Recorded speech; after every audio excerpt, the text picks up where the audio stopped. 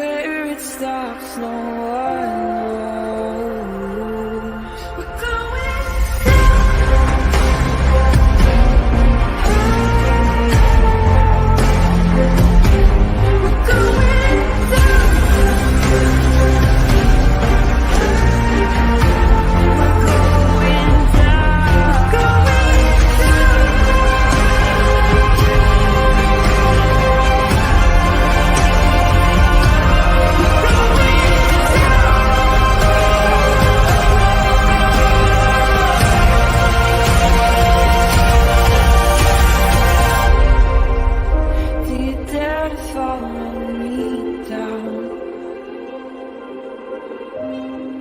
head into the unknown. Na, na, na, na, na, na, na.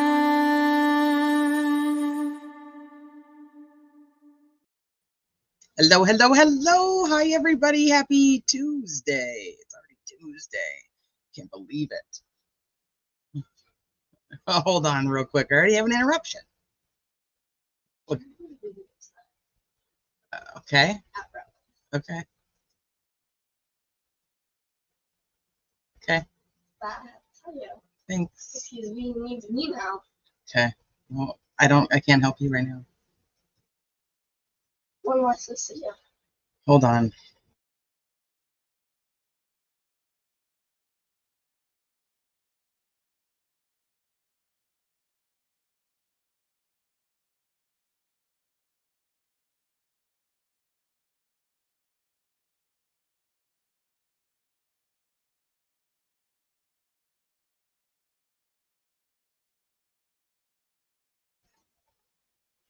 Oh goodness, it's like I love having my kids at home, but don't get me wrong, like there's part of me that's like, okay, I think school's starting, it's time to go to bed early and get ready to go back to school.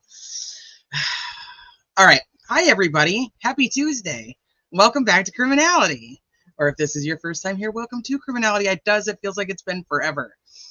I'm telling you, 3 kids, summer vacation, we've been just on the go. But I haven't been slacking. I have a video that I had started, well, I was slacking, but now I'm not, that I had started a while ago on the case of Leila Cavett she went missing out of Florida in 2020. So I was doing a pre-recorded video, and then I got sucked into everything with Delphi and Karen Reed, and so I had never finished it.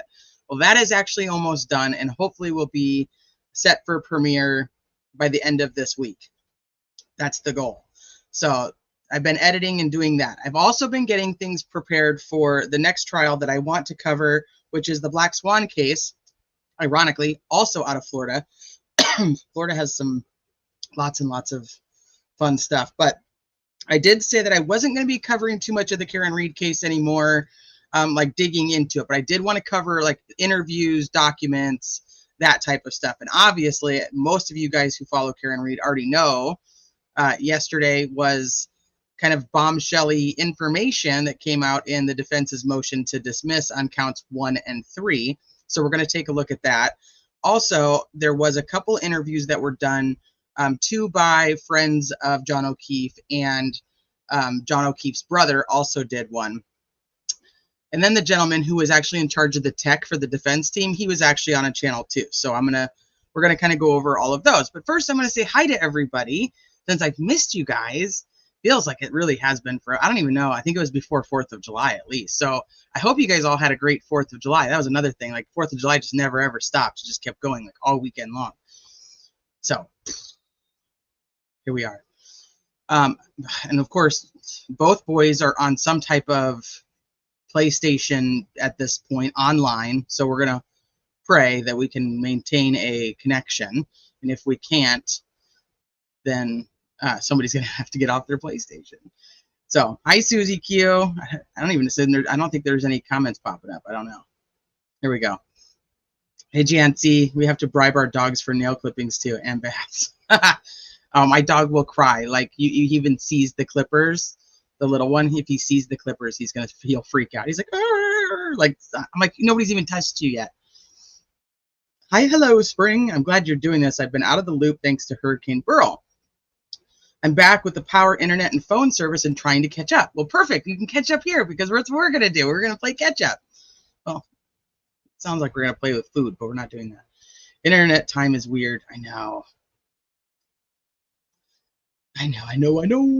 Hi, Princess Buttercup. Love when you're live when I'm at work. It keeps me awake. Sleuthy Goosey.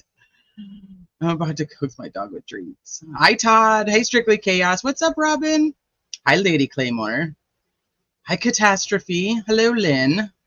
What's up, wee gobshite? What's up, Kelt? It's Snappy Dragon. Hi, Carla. Hi, Kaleidohope. What's up, Unindicted? Hi, Rexy. CW. Hi, Travis. Thank you for sending that. I just pulled it up. I haven't had a chance to read it, so we can go over that one together. Ramblin'. Hi, Dina.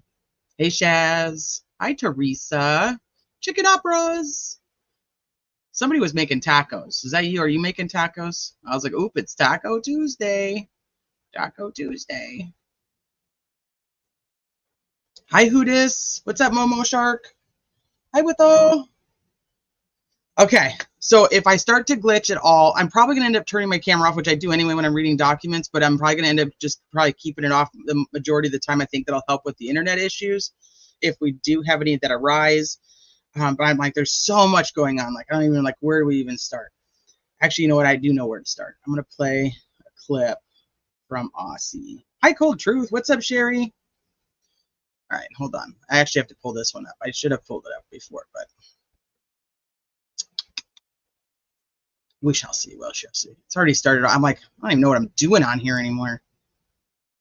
I'm like out of practice. Yeah. There we go. Hold on. I got to share the screen with you guys, though. See, Dub. Who else is excited for the Sarah Boone trial to get started? She's just a whack job. I don't even know. And then she's going to be representing herself. I don't know if I'll cover it too much on this channel because it's she's just cuckoo for Cocoa Puffs. But I do know a lot of my friends are going to be covering it, and my friend Jen Liu over at Word Case Studies, she has done a great job of putting all the info out for that case throughout the whole time. So I don't know. She's just so freaking crazy. Hey, Journey. She's such a well-spoken wackadoodle. That's perfectly said. Perfectly said. Okay. Hopefully, I'm going to just do a tester, make sure you guys can hear it. Just somebody let me know you can hear it, and then I'll play it. You guys good? Can you hear it?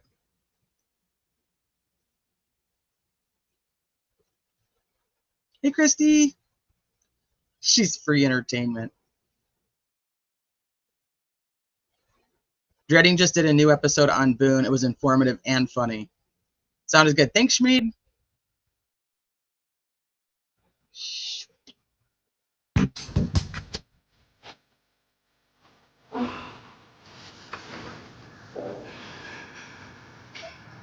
Some of the other court jurors are facing allegations of true false.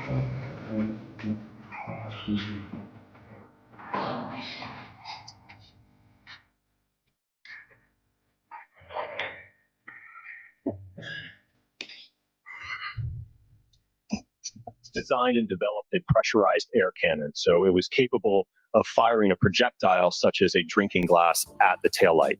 So it essentially sent You can see, look at his face. He's trying to keep from smiling. It had a barrel, and then there was a valve that would open rapidly, and directly behind that was a pressurized vessel. And depending on the pressure, the PSI of that vessel, would determine essentially the speed at which that glass would be projected into the taillight. So you literally built a cannon? Yeah, it's pretty awesome. All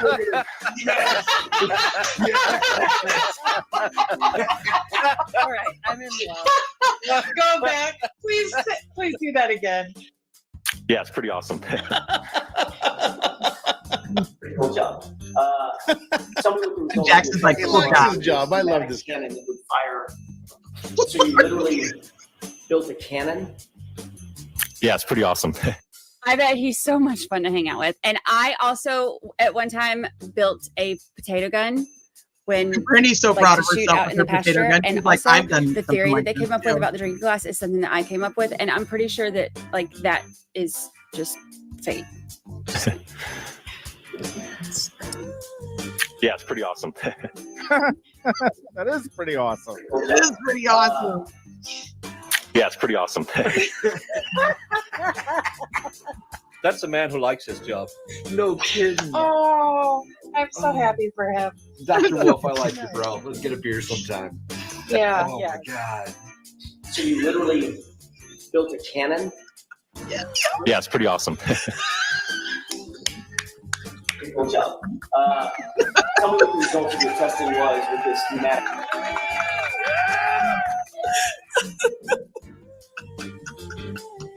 Yeah, it's pretty awesome. Good job. He definitely wears Axe. Yeah, it's pretty awesome. Good job. Tell me what the results of your testing was. He's like, okay, don't seem Yeah, too it's happy. pretty awesome. Right, serious. Yeah, it is. Good job. So wrong, he's Tell younger me than what the my results of your testing was with this pneumatic cannon that would fire. I love this guy. Tell me what the results of your testing was with this pneumatic cannon. Yeah, it's pretty awesome. Pretty awesome. Good job. Ruckle's laugh kills me. Oh man, I love that. Oh.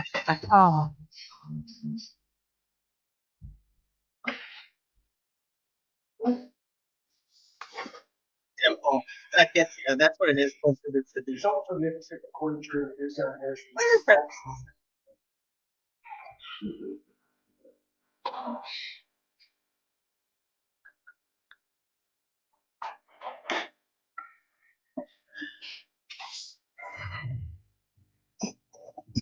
The two of them just turned into 13-year-olds and they're like, this is so fucking cool. To be fair, all of us just turned into 13-year-olds going, this is so fucking cool. I think what Alan Jackson said at the end of this was, that's a cool job.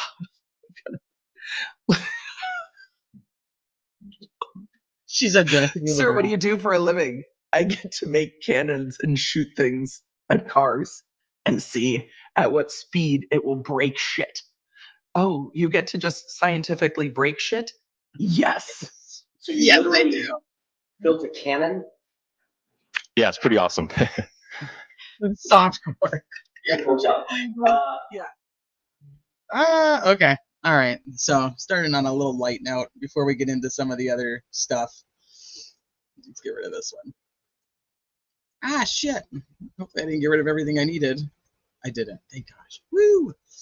Hi, ATS. Need an opera made out of this case played by a chicken.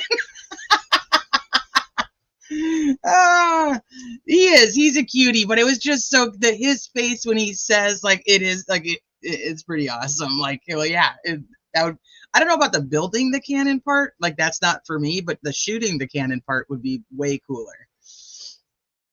Hey, Inspector Gadget. Okay, so it's interesting because right around the same time, obviously a couple of the friends start getting interviewed. These are John O'Keefe's friends. They have some varying opinions on the situation, and we are going to talk about Paul, so don't get me wrong, but we'll get there. And hi, Nicole. I didn't see you up here. Hey, Kate Poole. I didn't see you guys popping up there. My wife can't watch court TV anymore. Why does she like Vinny? I love Vinny. Okay, here we go. Trial, Karen Reed and her family, they regularly spoke with reporters outside the courthouse, but Officer John O'Keefe's friends and family, they have remained largely silent until now. Brian. For the past 2 years, Brendan Kane has worn a baseball cap with John O'Keefe's badge number printed on the front and his initials on the back. And how often do you wear it? Constantly. Kane says he and O'Keefe met at the age of 4, and along with O'Keefe's younger brother Paul, all grew up together on the same street in Braintree. Kane says O'Keefe was in his wedding party and that at O'Keefe's funeral, he helped carry his casket. The last time I saw him was about 3 weeks before he passed. We actually went to a Bruins game together, my wife and I, and he and Karen. Kane says that was the one and only time he met Karen Reed, and that he never saw or heard about any trouble in the couple's relationship. I feel like I was fooled. By whom? By Karen. Kane says he started to have suspicions even before Reed was arrested. He says he never believed Reed's defense story that someone else killed his friend and that police covered it up. There's no evidence. There's absolutely no evidence to support the false narrative that they spread across the internet. Kane sat with family members during several days of the trial and watched the rest. That's a problem because he is expecting, he's not the only one, but many people are expecting when the defense comes out with this alternate theory of third party that they have to prove it. And they don't. And I know that people want them to, but they don't have to prove it. They just have, the Commonwealth or the prosecution is literally the only one who has to prove it. But there's something about a third party suspect that makes people go, well, I don't see any proof of that. I'm at fault for doing it. I'm sitting here saying over and over again when we talked about this case, I don't know either theory is believable at this point. But the whole thing is the defense doesn't have to prove that. So I think that some of these types of things need to be taken into consideration by the defense when they go back for another trial, if they go back for another trial. Because you have people like that who are just like, there's no evidence that supports this defense theory, that this, conspiracy theory that they put out there. And it's like, well, you don't just get to believe the Commonwealth because you don't believe the defense. That's not how it works. It's just not how it works. But as I say, the Commonwealth, I don't know why I said the Commonwealth. Your subconscious, apparently the Commonwealth is in my subconscious right now, that your subconscious will make you feel like they do. And that's a problem. Of it on TV. He says police were faced with a challenging crime scene covered in snow, but could have handled the case better. Michael Proctor could have written text messages that he didn't know would go public, that he regrets sending, and that does not nullify the evidence that says that Johnny was hit by Alexis. O'Keefe's friends and family are now preparing themselves for a second trial, including the possibility that it might be moved to another part of the state. Kane says he hopes that the next jury will see the story differently. The real story is a simple one. It is a simple, uninteresting story. And it doesn't get clicks, it doesn't get views, it doesn't get ratings. The conspiracy, this false narrative of a cover-up, that's what gets attention. Brendan Kane says one thing will definitely be different during a second trial of Karen Reed. He says he and other friends and family of John O'Keefe will be speaking out a lot more often. So, throughout this, he says that the other friends and himself are going to be speaking out a lot more often to make sure that essentially, we also kind of hear that in Paul's interview too, which we'll get to. They're like, we're gonna be more vocal this time around. So they're gonna not sit back and like let the other narrative be what's out there on social media. I don't know if I think that's a good thing or not, but he immediately says, though, the first thing he said in that interview was that before Karen was arrested, he already had suspicions. Now, Karen was arrested on February 1st. This happened on the 29th. So from the 29th to the 31st, he never spoke to Karen. So how did he have suspicions about Karen hitting him with a car? He proves the point that there is people controlling this narrative, and we're immediately pushing it once John was pronounced dead. That's where I get what I get from it.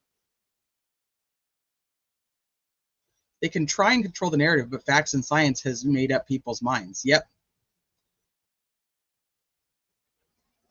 Okay, the butt dials, the getting rid of the phones. How does anybody look past any of that?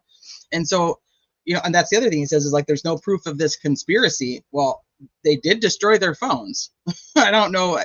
That's a pretty big deal to me. Okay, hold on. Now let's go to, do we want to do Paul's next? Let's do Paul's next because he's kind of on the same page, and I think that they're having some conversation. So we'll do that one next. This one's a little bit longer, but and I'm sure most of you guys have seen it, but it's still worth it. And we're going to stop and do some commentary between it.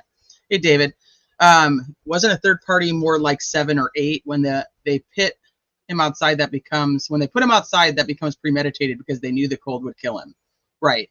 And I don't think it is 7 or 8 necessarily.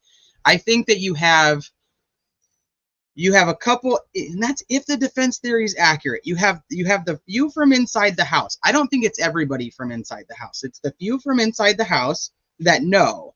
And then you get one investigator who believes that she's, or wants her to be the culprit, or he's connected to the family, so he makes her the culprit. And then you have the other investigators who just support this investigator because they are used to doing business in a fucking shady ass way. So they're not necessarily involved in a conspiracy to frame her. They think they're in a or the conspiracy would be, I don't know if it's conspiracy, would be more about, we believe our comrade here, Proctor, and now you can't come out and admit that you did anything. It's like, no, we support each other and this bitch is going down. And that's how it is, because she did it. Because we believe Michael Proctor and we believe Brian Albert. So, all right, hold on one second. I got a dog scratching at the door. I'm actually going to play this and then I'll be right back. DB, unfortunately, in our culture, people believe that their personal opinion is the same as fact or evidence. Yes. Yes, they do. All right. My first question is obvious. Just how are you doing? I have it on. Doing all right, hanging in there. It's been a Let's long, slow down.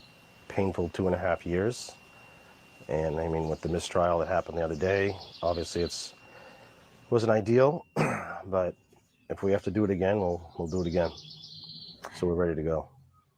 Did you, prior to jury deliberations, ever think a mistrial was even possible? I kept everything was on the table, I guess, but obviously hoping and confident that we were going to get the conviction that we were looking for. So as far as a mistrial, yes, it's something we didn't want, obviously, but it's just a bump in the road. And like I said, we'll do it again. We'll do it as many times as we have to. You'll be back in court every day for another long trial. Absolutely. How are your parents? They're doing all right. I'm with you, DB. More of my concern is that they have to go through this again. I mean, I'll do it 10 more times if I have to, but I hate the fact that they have to go through this all again. We don't know where it's going to happen, when it's going to happen. But I mean, overall, they're doing okay. Mm-hmm. And they have John's kids now too, or your sister's kids. Yeah. So they're living in my brother's house in Canton. Raising my niece and nephew who are 16 and 13. Okay, so I need to probably stop this and just vocally say,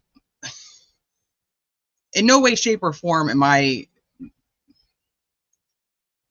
like, obviously they lost their brother, they lost their son, and some of these guys lost their friends or their friend. I don't want any comments that I make to take away from the fact that I understand that. I know that. I also don't agree. And like DB said, I don't know why somebody didn't think better of airing this interview. This was not a good interview for him. And maybe other people think it was. Maybe people think it was a great interview. I think it was terrible. I think it was a terrible interview. I think it came across extremely cold. And like he says, it's been hell for 2.5 years. So, this, that, and the other. I did not think this was a good interview. I did not think that this came across very well for him. I do not think that this helped his cause. I don't know what you want to call it. It just doesn't. It was not a good interview.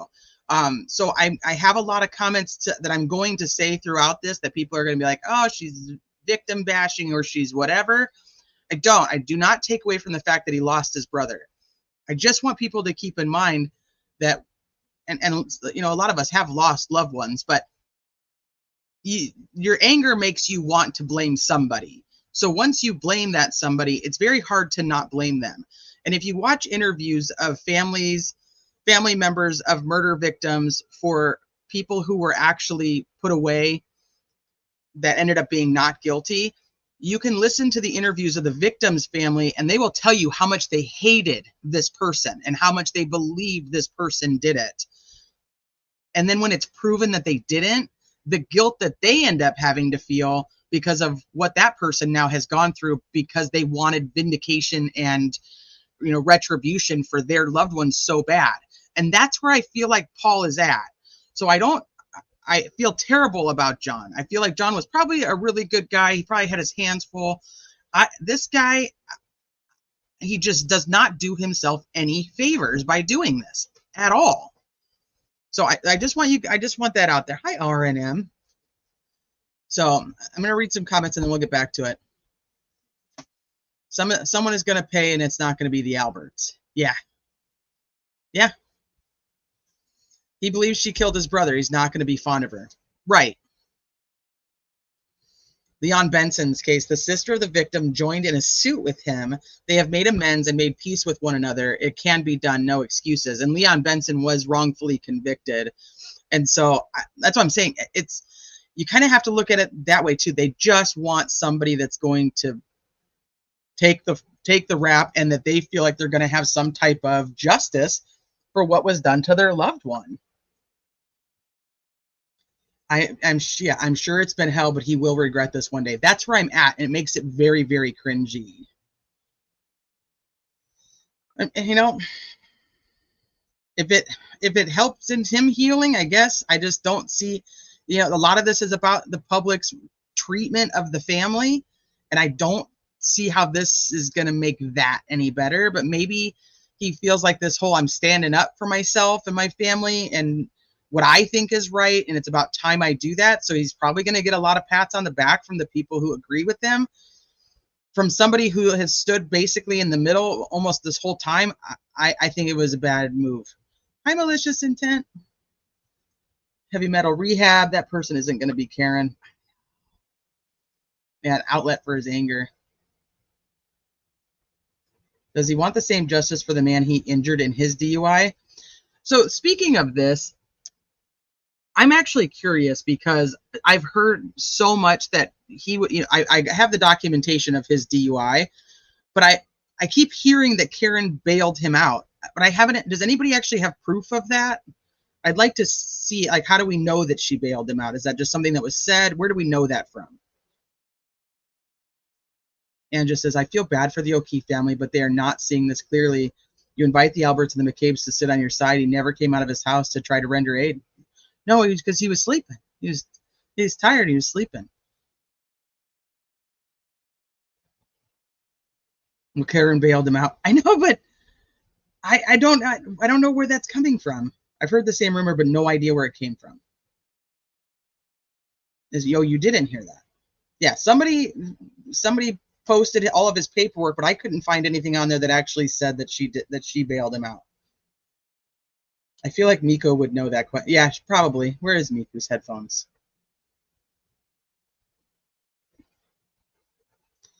Paul has lied about pro-Karen Reed people yelling at them when they walked in the courthouse. He stressed how important it was not to do that. And I'm sure there probably are people that are yelling at him. People are going to not just listen to Turtle Boy. They're going to do what they want to do. But there's definitely not a chant going on. We would have heard it publicly because there's people there filming the entire thing. And they're going in an opposite door. And then she created this whole thing. I don't know, maybe at other hearings that I might have missed. I hear Sleuthy whispered under her breath one time. I heard Sleuthy whispered under her breath one time. I think Turtle Boy has the proof that Karen bailed Paul out. Okay, I'll go look. Just have heard it through the grapevine. Haven't seen direct proof, but I believe the rumor, but would like a receipt. That's where I'm at. I'm assuming it must be true, but I don't want to. I want the receipt. And Paul paralyzed a man with a DUI. Right. Right. All the drinking and driving that goes on. You've got, like we talked about this last live, you've got Chris Albert, killed a guy in 1994. I think I always say the wrong year, but I think it's 1994. And then You've got the younger Albert brother who, with the hit and run, never even DUI tested, never even nobody did any breathalyzers, nothing to see if that guy was drinking. And then you got Paul. It's just like, and then you have all these guys admitting on the stand. Lana has it? All right, well, I'll ask her.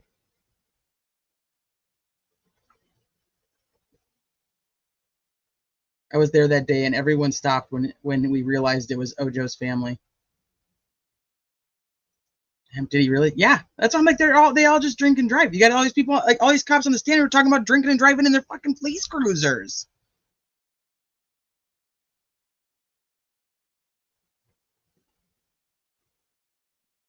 And Rafferty hit a man in the crosswalk, and then she got reelected just to continue being sheriff.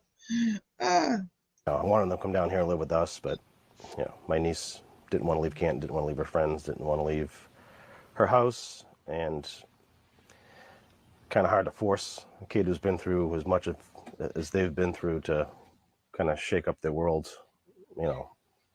for I guess a third time. Yeah, I mean, can you just talk about Kaylee and Patrick? I mean, they, because we didn't put them on camera or anything, of course, during the trial, I had a lot of people ask me, like, what were they like? And they seemed like, for a reason, very, very strong kids. They're great kids. They're strong kids. They're resilient kids.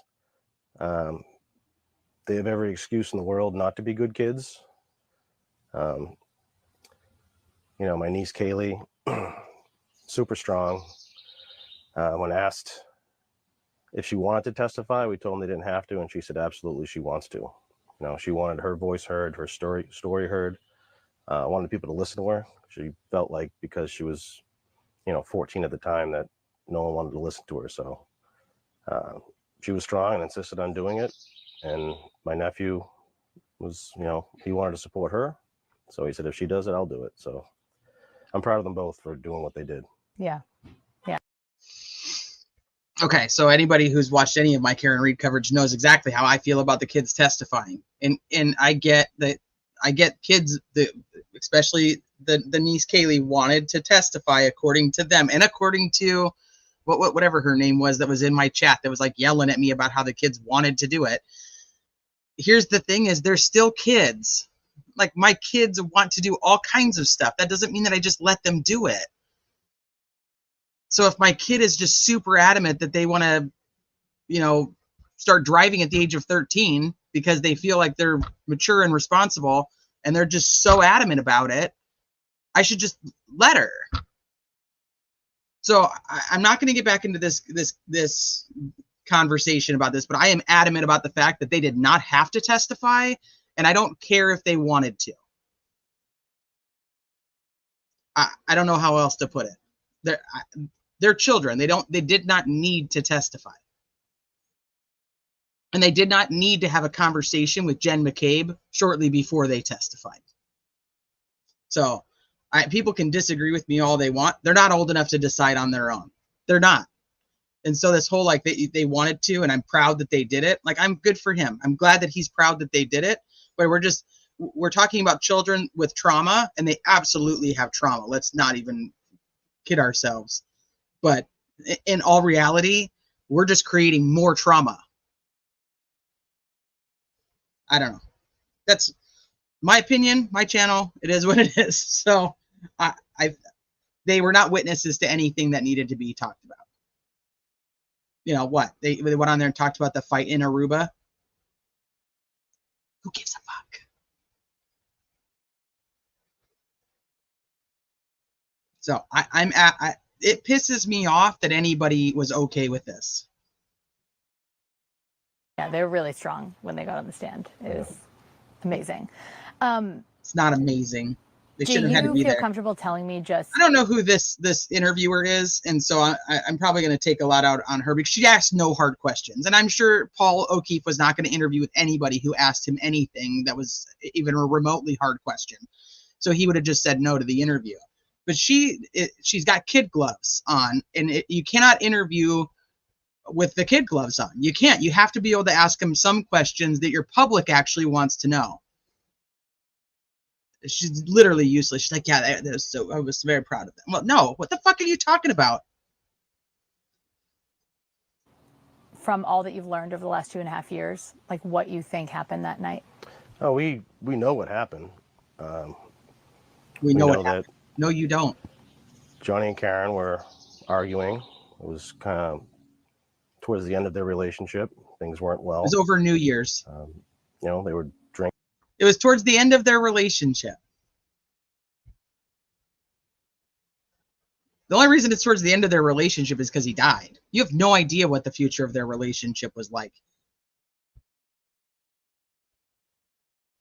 Drinking and arguing and fighting, and you know, and then They were drinking and arguing and fighting. Every fucking witness that took the stand, literally said they were lovey-dovey, they were getting along, there was no arguing, no fighting, no nothing. intoxicated state of rage and jealousy. She just decided that she was going to do something about it, and you know, put the car in reverse and ran him down and left him there to die. And we figured it out as soon as she left the house that day when she came over. Okay. No, I'm going to stop it all. This is a good thing that I have a few hours to talk to you guys, because I'm telling you, I was hot when I watched this. I was hot. I was like, oh my gosh, what are you talking about? What are you talking about? He originally, before the whole, you know, all intentional thing happened, he specifically said that he did not think she did it on purpose. That came out of his mouth. He said, I do not think she did it on purpose. And now here he is, like, we know what happened. They got in this fight, she's jealous, and then she hits him with the car. So she did something about it. She hits him with the car, and then she leaves him there to die.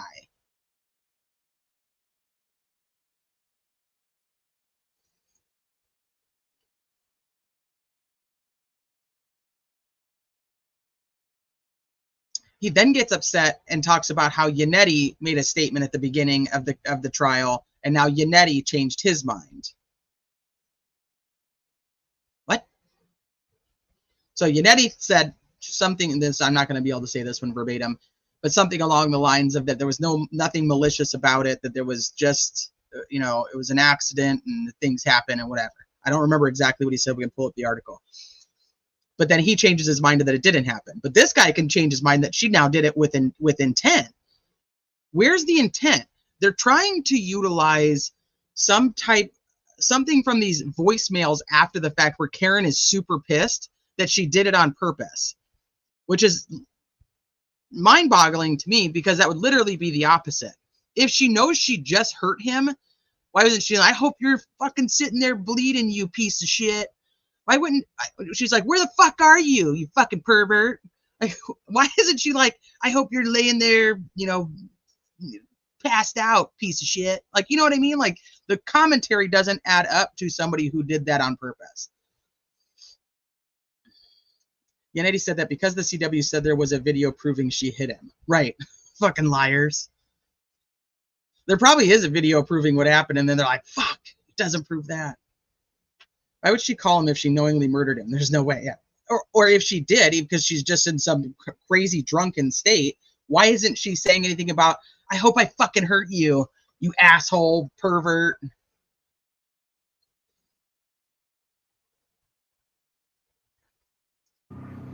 We didn't talk to any investigators, state police, nobody. You know, my mother had said, do you think she has something to do with this? And I said, we're not going to think like that. His mom went outside to the driveway to look at her car, and her car was gone. It was a blizzard. I knew what the driving conditions were like coming from the hospital to Canton, and I knew that they were going back to Dighton, which was a much further drive. Mm-hmm. So we put it together pretty quickly. I was going to ask you that. Because she took her own car and went to her parents' house, she must have hit John. Does he hear what he is saying? She took her car, so we put it together pretty quickly, because why else would she take her car?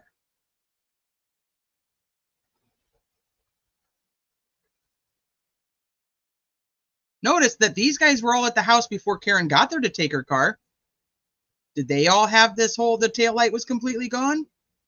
Why didn't they all get up on the stand and testify that the taillight was completely gone? We saw it. It was gone. It was not there. We were there. We were doing stuff in the driveway. It's gone. There's no taillight.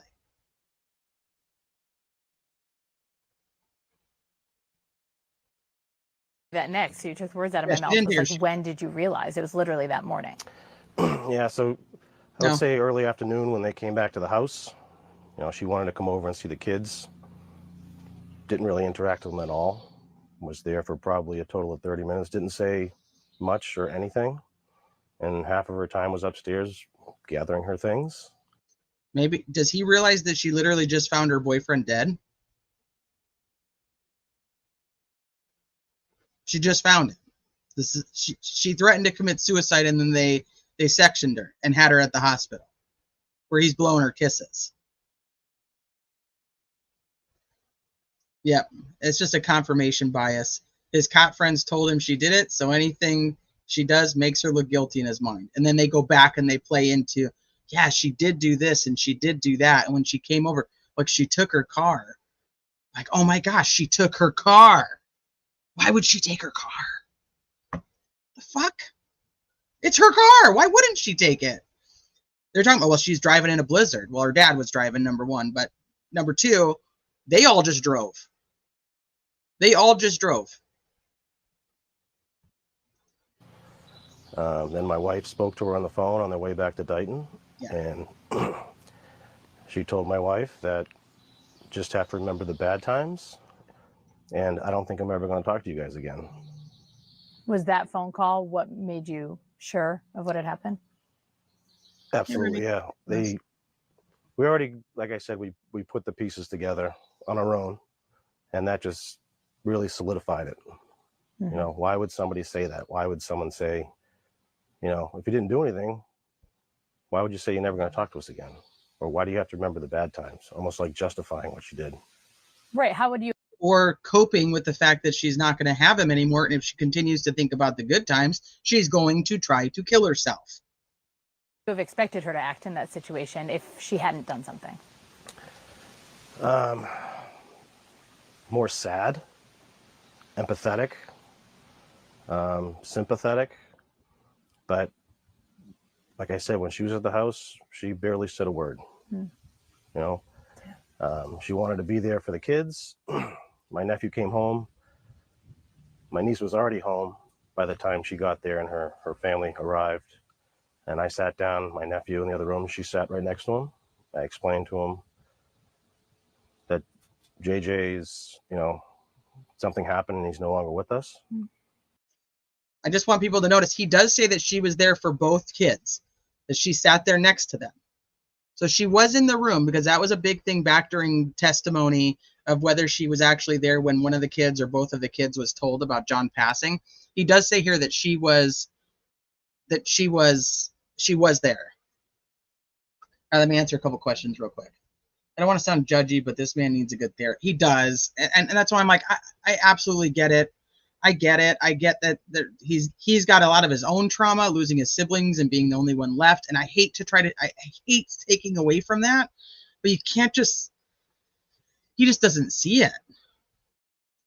She did act weird after she found her dead boyfriend. Are they that? To look at that? Yeah, she did act. Well, she just found him dead.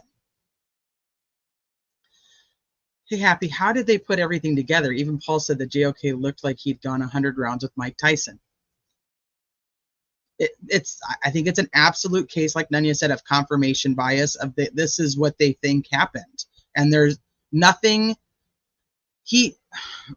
that's why I'm saying this interview gets even worse. This isn't even the worst of it. This isn't the worst. It gets worse. When she asked him about the solo cups and the shop bags and the leaf blowers and all that, he defends them. He defends them, but then finds any reason to hate her.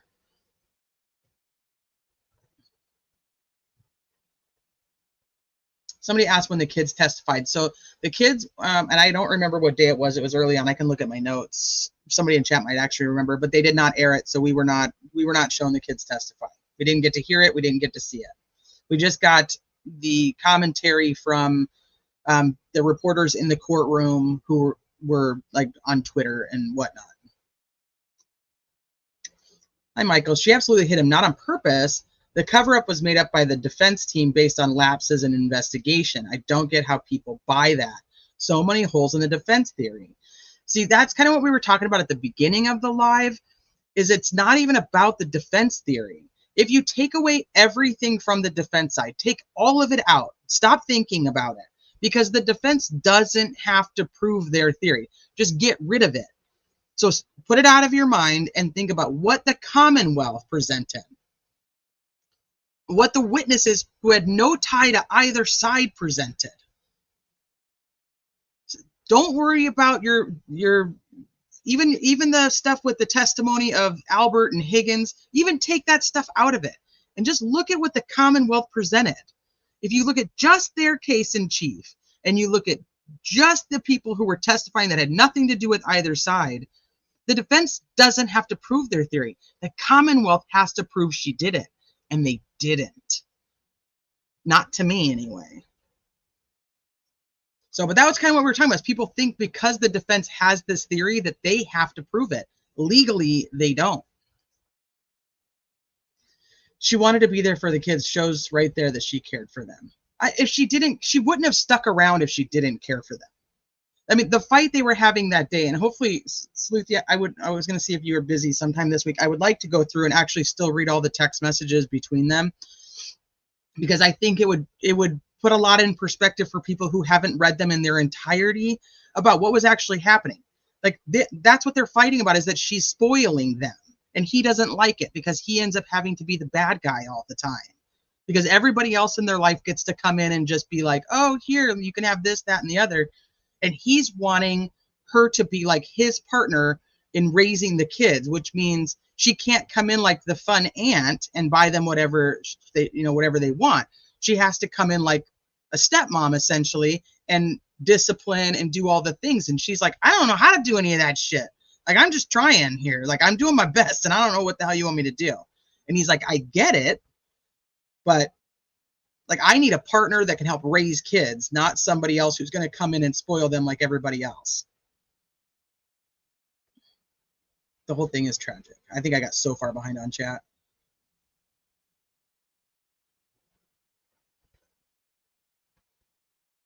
I think it's a case of corruption, and Josh Levy and the FBI know that it exists as well. I would absolutely agree with you. CWC, you couldn't watch it. I struggled watching it. Jen. She's like the little fucking gopher. Jen. Hi, Andrew. Good to see you. Based on Paul's demeanor testimony at trial, I would have never guessed we would hear an interview like this. I even asked Luthi Goosey, was I only one who misread him so bad? No, you're not, because that's where I was at. I was like, this is not what I expected to happen. Hey, Indigo Eyes. CW has to prove their case beyond a reasonable doubt. Yeah, they failed to do that. No juror has come forward that actually deliberated, besides to the defense team, as far as the public is aware. They have not done any interviews. The one juror who ended up being an alternate did make a statement to a news organization. After you and T read them, can you send them to me? Well, I have the one that she posted. I don't, but because that was a while ago. Not what he said on the stand. I haven't put them together yet. They're a mess. Okay. Well, I guess we'll wait until they're together then before we read them. So there is confirmation bias. Clearly, in these cases, you have that. But this could also be backlash against antics of creators, social media, about his parents, etc. Yeah, I think there's some anger there too. I think it's obvious that her family wanted her safe and home with them, so she got her things and left. Her dad wanted her put in protective custody when he first found out. Yeah, until he could get to her. He wanted her locked away until he could get to her to make sure that he could keep her safe. I like her dad. Why did he say when he testified, I saw her at the hospital and I blew her a kiss? It was very weird. We talked about it when he said that, and I was like, people were like, no, like he blew her a kiss, like I care about you, like it's going to be okay. I'm like, It's such a weird thing. Why would you blow her a kiss though? She's like, you just saw your brother's passed away and now she's over here. She's fucking losing it. I'm like, I don't be blowing kisses for. It was weird. Hey, Tony. Lolly wasted so much time. He exhausted everyone talking and this and that. And what if this and what if that? And what if any? Failing what individuals like Trooper P unfortunately was used and abused by his coworkers as he was given the wrong information. I expected it with the way he glared at Karen the whole trial. And that he says that she's over there smirking at him and that she wanted it this way. She wanted them to sit by her.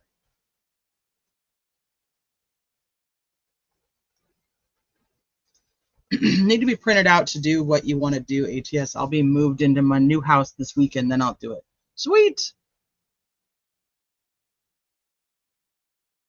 Oh, he hates her. So that's, I'm like, it's almost, it's too hard.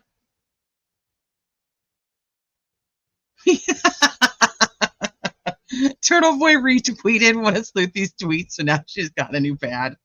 I think it was her sugar daddy that actually started giving her money weekly. She had an offer. Somebody put an offer on the table for her to be a sugar baby. She didn't say a word. And right after that, she went upstairs and started gathering her belongings. And the next thing you know, they were gone. Oh my God. Yeah, it's hard. Oh my God. It's strange behavior. No, it's not. Yep.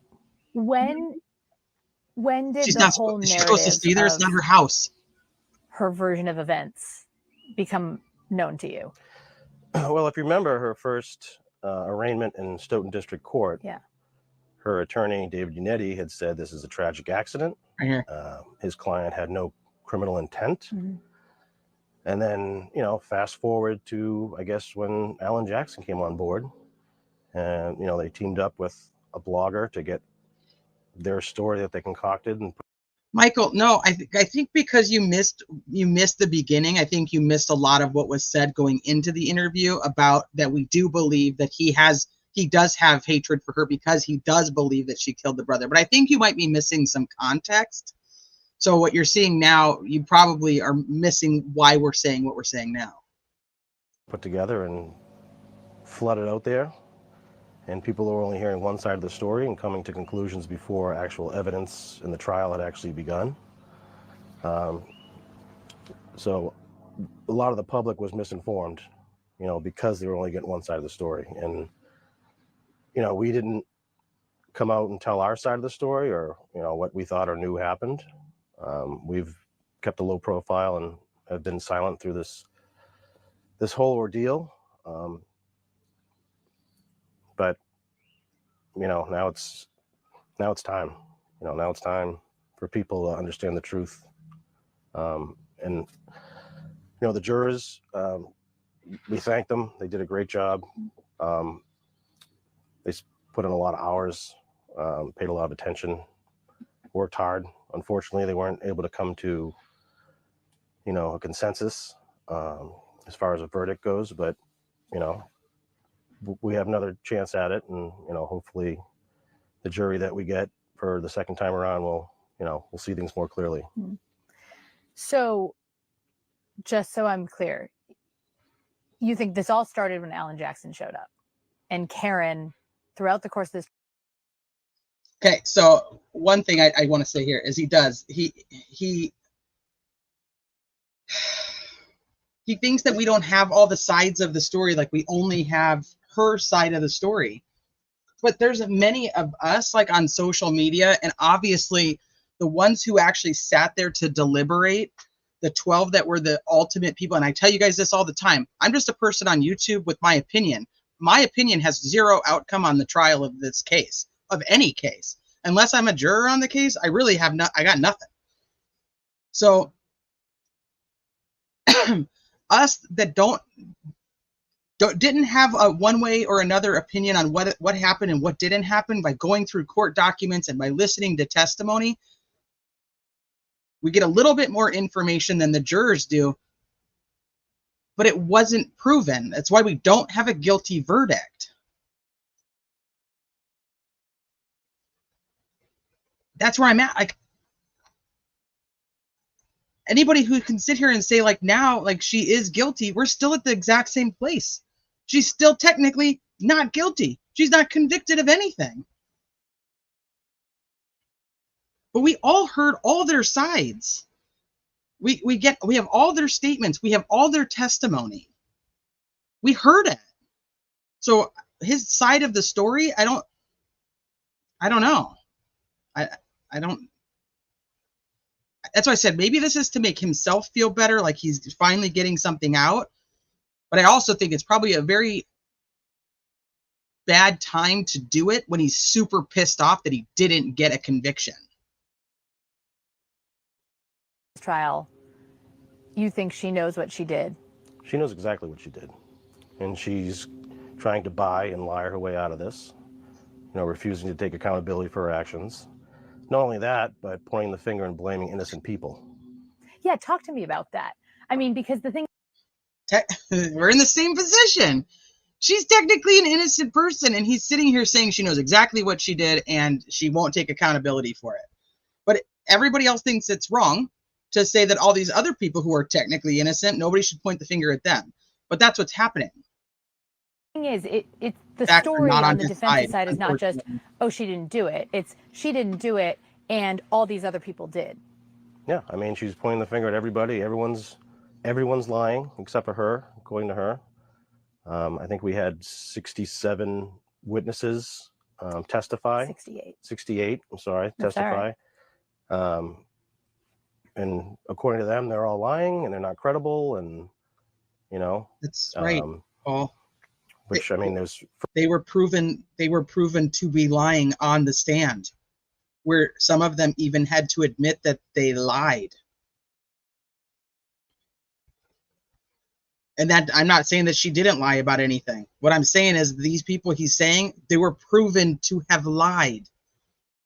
You have now one that is essentially about to be fired from his job, who's suspended without pay. You have another one who has an attorney that, because of his own issues of what he did wrong in the investigation, you have the other one who retired. I'm sorry, I don't know why. You have Jen McCabe, who is fucking lying on the stand. They did lie. Like, that's the craziest part to me. Like, she's calling everybody else a liar and not saying that she, and not taking her own accountability. But it's like, well, she didn't take the stand. But the people who did, that you're now defending, literally lied. And some of them are losing their jobs because of it. Like, I don't know how he doesn't see that, even if he thinks she did do it. first responders. They lied. Just They doing were their job proven to that have day. lied. And I don't know if it was intentional or if it was just, what do you call it? Like you've now heard the same thing so many times that you think that's the case. But the one paramedic who says he absolutely heard her say, I hit him, I hit him, I hit him, is also the one that was proven to have been inside the ambulance with the doors closed, who did not hear her say that, and was only told that by Katie when she opened the door and told them that's what she said. Jen McCabe, Kerry Roberts, all they did was pick up the phone and help because she was asking for help. Bullshit. And according to them, the only one telling the truth is her. Right. So she could be a liar too. I don't even Who know what knows? to call them. We But have these variety guys of are names. still liars. The pink people. The pink people. They turned on all those people first. Jen McCabe, Matt McCabe.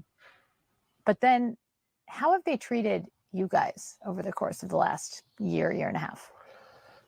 Well, if you just go back to any video of us walking into court during pretrial hearings, yelling, screaming, calling us names, I to this day, I don't know what I did wrong.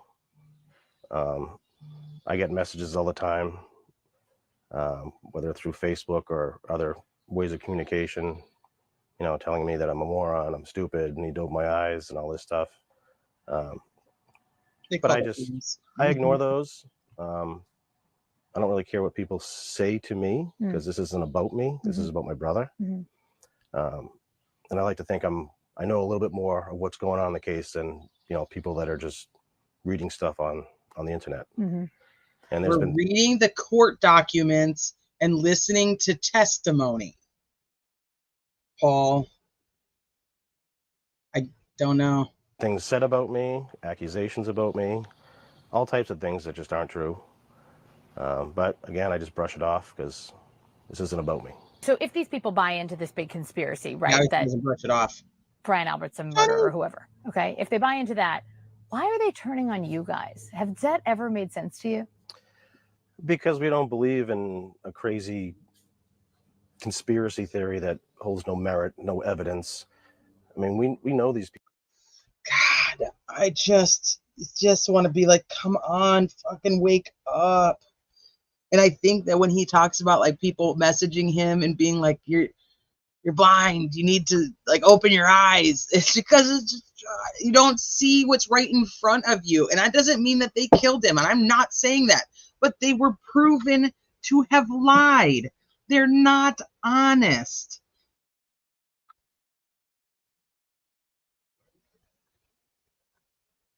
Something that makes them go bald. That's what's in the water, Nancy. Something that makes the men have no hair. Exactly. See, if I'm the Commonwealth, I'm putting Aiden on trial first, getting all the communications between KR and AK into evidence. People are attacking him, his parents. There is cognitive bias. Absolutely. Because they hate him, and they hate what they believe that he represents, which is the defense team, you know, using people on social media. This is, I mean, so reminiscent of other cases that we cover. So they decide that they hate her and that she must be guilty. This is the problem. That's not how our legal system works. People on the internet are mean to me, or mean to my family, so Karen Reed is more guilty than I even thought she was before because people called me names. Like, that's not, it doesn't add up. The math ain't math in there. You gotta, he's got to start to separate the two. People. I mean, Jen McCabe has been a family friend of ours. She was friends with my sister. We've known her for over 10 years. That doesn't mean she was a good person. With, you know, picking Kaylee up to and fro when he took over raising the kids. Carrie Roberts we've known for a very, very long time, right? And at the time, she didn't really know Jen McCabe or any of the McCabes or Alberts. And her testimony corroborated everything that Jen said, and the defense, I think, was scared of her and didn't even want to ask her any questions. They just wanted her off the stand. And I guess the negative or hate that's directed towards me, mostly me and my mother, is because we support these people who are being falsely accused of something they didn't do. Right there. So he believes that he and his family, specifically his mother, are villainized for supporting somebody that they don't believe did what they're accused of. So in turn, they villainize other people who support Karen Reed because those people don't believe that she did what she's accused of. Does that make sense? And their lives have been turned upside down and partially ruined. You know, Colin Albert, who was a 17-year-old kid at the time, his life has been turned upside down and ruined. I've gotten to know the Alberts through all this, and they're all good people. Oh God. So just because we don't believe in a crazy conspiracy theory and we believe that Karen Reed is guilty of killing my brother, you know, they take it on us. Doesn't it feel sometimes like your brother's forgotten in all of this? Absolutely. All the time. It's turned into the Karen Reed show. You know, she walks through a crowd that cheers her on. She goes out in public, takes pictures, signs autographs. She's just living her life like nothing's ever happened. And meanwhile, my brother's been gone for almost 2.5 years. And I just want people to go back to who the victim is in this. It's not her. It's my brother. What do you want people to know? And I want to say exactly what RNM just said here. And I know that people hate it when I say it. They get really upset with me when I say it. I normally get a lot of comments about it. But the trial isn't about the victim. If it was just, hey, we want justice for the victim, we think this person did it, we wouldn't have a trial. We would just go back to the guillotine and say, sorry, the public says you are guilty, and that's how it is. The trial, the legal system, having a defense attorney is our constitutional rights that have to be protected. They have to be. Whether you think the person is guilty or not, the trial is about that person. It is not the Commonwealth versus anybody else but the defendant or defendants. That's it. I know people struggle with that because they want the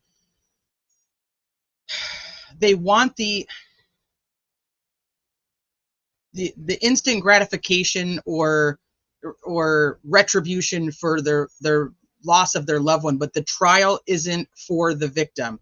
The end result of a trial can be for the victim, but I don't want to get too much into like religious stuff because I know people get really upset with that too. Religion and politics, I really try to avoid. But it ends up being about whether they can get justice for the victims at the end of the trial. The victims aren't the ones they're not there. They're not there. It's the victims' families that are there. And it's definitely, a trial is definitely not about the victim's family. The trial is for the defendant. It's for our constitutional rights to continue to be protected. People have to understand that. Otherwise, the legal system is gone.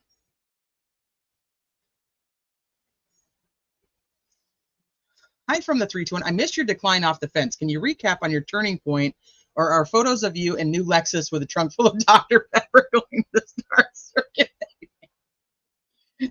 If somebody got me a freaking Lexus with a trunk full of Dr. Pepper, I don't know.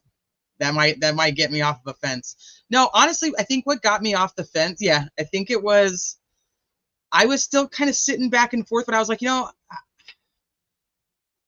the two experts that came up from ARCA and they sat there and they said that John was not hit by a car and Karen's car did not hit John.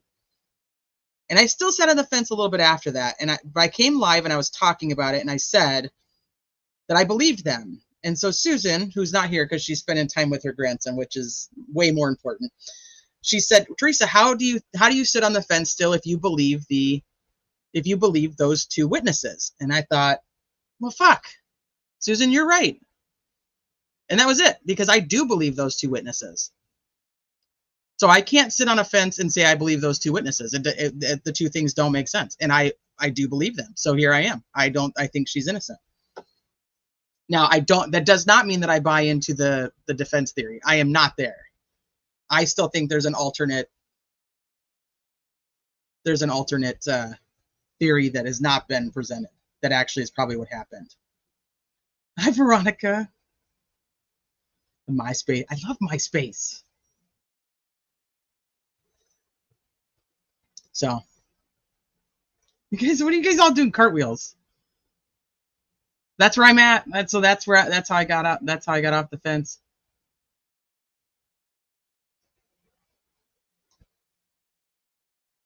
But he talks about like that their lives are ruined. Like, yeah, what about hers? What if she didn't do it and then her life is ruined? That's where I'm at. But he's so adamant that it doesn't matter. Hi, Tammy. Thank you for the super chat. No eyewitnesses, no video, just speculation. And why isn't anybody calling the Commonwealth out on the fact that they said that this was on video? They initially told everybody this is on video. She hit him. That's it. It's done. And everybody was like, well, fuck. All right. It's done. It's on video. I mean, what are we how are we gonna argue that? About John. You call him Johnny. Kids call him JJ. Yeah. Yeah. I mean, my older brother. So, I mean, this makes me sad. Generous, loyal. Sometimes a pain in the ass to me. I'm sorry, pain in the butt to me. You can say pain in the ass. Just because he was my older brother, but he just this is the best was part there of if you needed him. Took care of the people that he loved. Good-hearted guy who didn't deserve any of this. He rearranged and uprooted his life went from a single the bachelor lifestyle living in Boston to moving into instant dad role. And that's something that obviously everyone admires him the most for, and I do too. It wasn't easy for him at the beginning, but he learned to figure it out, and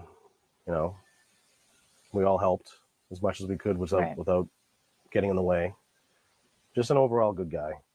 And I assume he chose to do that, right? I mean, your sister's situation is unimaginable. Yeah. So then, well, after my brother-in-law passed away, we had to figure out, all right, what do we do? And at the time, my wife and I were like, all right, we'll take them in. At the time, we had a 3-year-old and an 8-month-old. So we were trying to figure out how are we gonna do this? Our house was small. We didn't really want to live in the house that they both passed away in, but we were trying to figure it out the best way possible. And then Johnny just stepped up one day and just said, I got it. Wow. And then pretty much moved in the next day and took it from there for 8 years. So there's a reason that's why so many people describe that that's what they admired about him. Yeah. I mean, a selfless act, changing your life, to take care of his family and people he loved. Yeah. I mean, that's him in a nutshell. I said that's actually my favorite part of the whole interview. I wish that they literally should have just trimmed that out and just been like, that's it. And been like, yeah, it sucks, but we're going to do it again. And hopefully we get justice for my brother and we get a resolution that, where everybody agrees. And that could have literally been the end of the interview. And I would have been like, holy crap, Paul, like you need a hug, man. Because that was the most honest and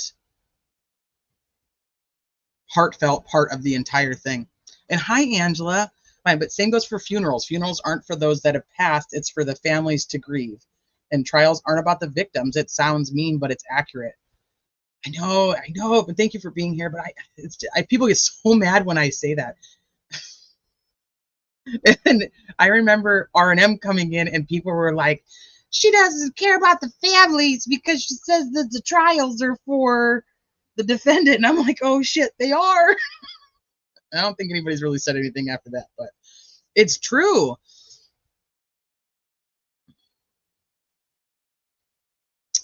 There's also a rumor that's going around, and I'm going to show you guys some of the comments on this video when we're done actually watching it, that there was a GoFundMe for the kids. I'm not familiar with any of this, so I don't really want to speak too much on it because I don't really know, but there was supposedly a GoFundMe for the kids that ended up going to Paul and Aaron, and now people are asking where that money went.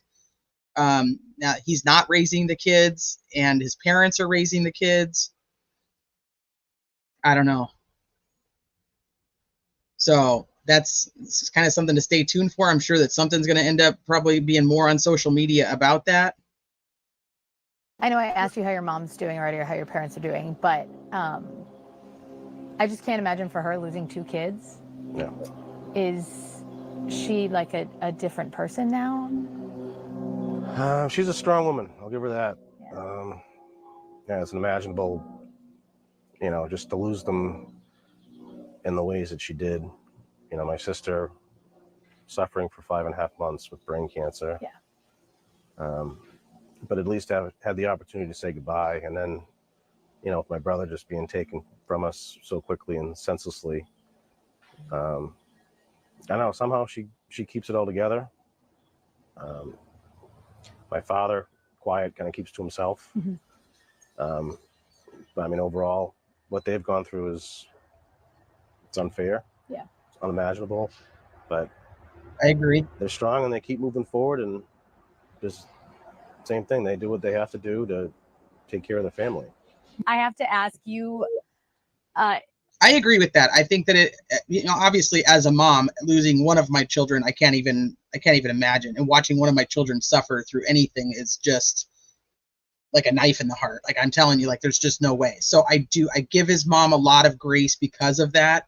And I'm telling you guys, I think that there is something to that the family, specifically with Paul and his mom, that they just cannot they need this retribution for what has happened to their family and what they've now sacrificed to have to raise their grandchildren, because Paul and Aaron aren't going to leave their house to go live at John's house to raise them. And the niece didn't want to move. So, but their kids probably don't want to move. So, I mean, there's no amount of that where I don't understand the enormity of what they've lost. I get it. We got ushered out of the courtroom pretty quickly on Monday. You had a little exchange with Karen. Do you mind? What happened there? So throughout the trial, she likes to turn and look at me and smirk. She's never once made eye contact with my wife, Erin. So when the mistrial was announced, she turned and looked right at Erin and gave her a smirk, and then went over and hugging and celebrating to some extent. And I just said, you know, you're not done yet. Did she say something back? No, but I mean, it was an emotional day, emotional moment, being in that courtroom, sitting so closely, and that's something that she wanted. Yeah, can you talk about that? I mean, the courtroom switch, we know all the legal reasons why it happened, but you guys were like arms. So we do find out that he did whisper to her, which we knew that he had said something, and there was a couple of rumors on social media about what he said. But he, according to him, he said, "You're not done yet. Like, you're not done yet. Like, don't be celebrating because it's not over. And like, we're gonna come back and we're trying this again." But that's not even his choice. Length from her for the entire trial. Yep. I guess after a while, you just got used to it. But yeah, showing up every day, sitting that close to the person that took my brother away from us, it was not easy. It took a lot to not say anything. But again, it wasn't about me. We were there for one purpose and one purpose only, and that's to get justice for Johnny. What did Andrew, Adam thank and you. Laura say to you guys afterwards? Like, what, looking ahead? Yeah, I mean, they were disappointed in the outcome, but like Adam said, he goes, "We're just going to do it again." He goes, "I'll start tomorrow." You know, so they're confident. They have the truth on their You side. literally said something though. You know, unfortunately, if you pay high-powered attorneys enough and put enough lies out there, you know, you start influencing people to the point where there's just no turning back. I think people just don't want to admit that they were wrong or duped. But you know, they're confident, and I think there's a lot of what he says that he really needs to take a look at. People don't want to just say that they were lied to and duped. Yes, Paul, people don't want to do that, including you. But these witnesses that you are now saying are good people literally were caught lying on the stand or from their depositions and grand jury testimonies to the stand, and they all were lying. They were liars. Proven in a courtroom in front of the jury. we're going to go at it again. He being Adam, has been, like, he's kept to himself a lot, similar to you guys over the course of this. Yep. Do you think that's been hard? I'm sure it's been extremely hard on him. You know, he's not the type that looks at social media or pays attention to any of that stuff. He just keeps his head down and does his job. Good for him. You know, he's not the flashy attorney that wants to be on camera all the time and have press conferences on the stairs like some people. He's just a hardworking, you know, I guess nose to the grindstone kind of guy, and just does his job. You know, it's a very difficult job, but he's never once really complained about it, but, you know, to us anyway. Yeah. And I know it's hard on him. I know it's hard on Laura. I know it's been hard on everyone who's been involved in this, but everyone's determined that we're just going to do it again. Has your circle of, like, the people who support you guys, Has it grown? Has it gotten smaller over the course of all the noise outside of this? So for me personally, I've kept my circle smaller. People No, you that didn't. You added in a whole crew of people who lied. You did not keep your circle smaller. You brought all these extra people in that are not good people. I mean, some are. Don't get me wrong. I'm sure some of them are fine, but you were friends with or haven't seen in a while, you just don't know where their mind's at. Yeah. What they believe. So we've been forced to become very kind of like defensive, not as outgoing as we normally would be. But I think recently I think we're gaining some more support.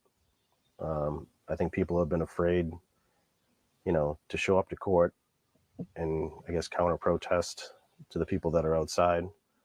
I think people have been in fear. But I think that's starting to turn. I think people want justice. They don't want this influence of, social media and public perception based off of lies to win or to take control over this. Do you don't want that people to show up with? We'll take all the support we can get. Mm-hmm. Yeah, no, we're not going to turn anybody away. I mean, every time we go to court, we're kind of portrayed as the bad guys. Yeah. And at the end of the day, it's, we lost a loved one. Yeah. But somehow we're still, I guess, vilified for just not believing in a crazy conspiracy. Yeah. On that note, was it hard for you at all? I mean, there were certainly some moments in the case where there were weak spots exposed, right? Like I think about the solo cups and Trooper Proctor, who now is facing job consequences as a result of this. What was it like for you to listen to those moments that weren't necessarily benefiting the state's case? Well, as far as at the very early stages, I mean, a crime scene during a blizzard can't be an easy thing to navigate. And yet, they found evidence, they found a sneaker, they found pieces of taillight, Sneaker is an evidence. Obviously you're not going to see everything under a couple feet of snow. Wasn't a so I couple think feet. they improvised the best they could. Said it was 6 inches at that time. Every investigation is going to be kind of scrutinized to some degree. But, they did what they had to do with what they had, and with the weather conditions being what they were. Look at, see? They just, like I said, had to improvise and do the best they could. As far They had as to improvise and do the best they could. comments, I mean, he even said too they were unprofessional, which we agree with. But We agree with. This guy, his life's been ruined. He ruined his own life. Getting his personal cell phone. Yeah. Which was something that should never have happened. Why not? Josh Levy should never have been intervened in this. Why? An FBI investigation was launched due to cherry-picked evidence or pieces of discovery that was only provided by the. He was happy when the FBI got involved because he said that he wanted the truth. He wanted the truth, and he was glad that the FBI got involved. Now, the FBI didn't come out with the same theory that the family already had. So now all of a sudden, why would they even be doing this? They shouldn't even have been looking at Michael Proctor's personal cell phone. Well, why not? Because it went against what your personal theory of the case already was. It didn't help the state.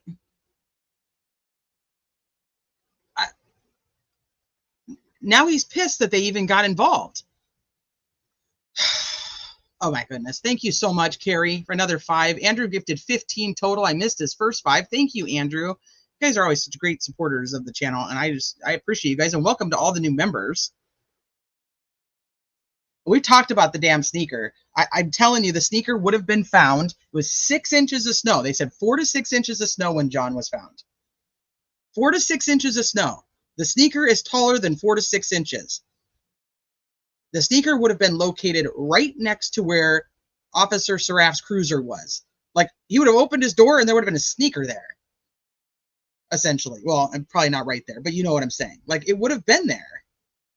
They would have found it. The only explanation for the shoe, if it's not a planted piece of evidence, which I don't think it is that they knocked it off when they were taking John to the ambulance.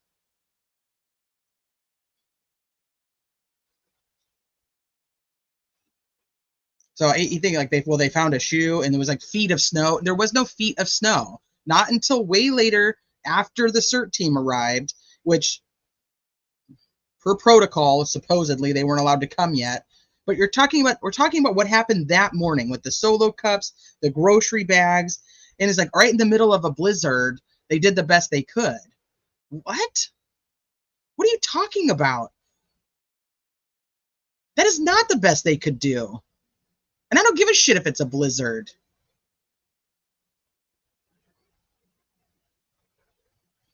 Hey, Rebecca.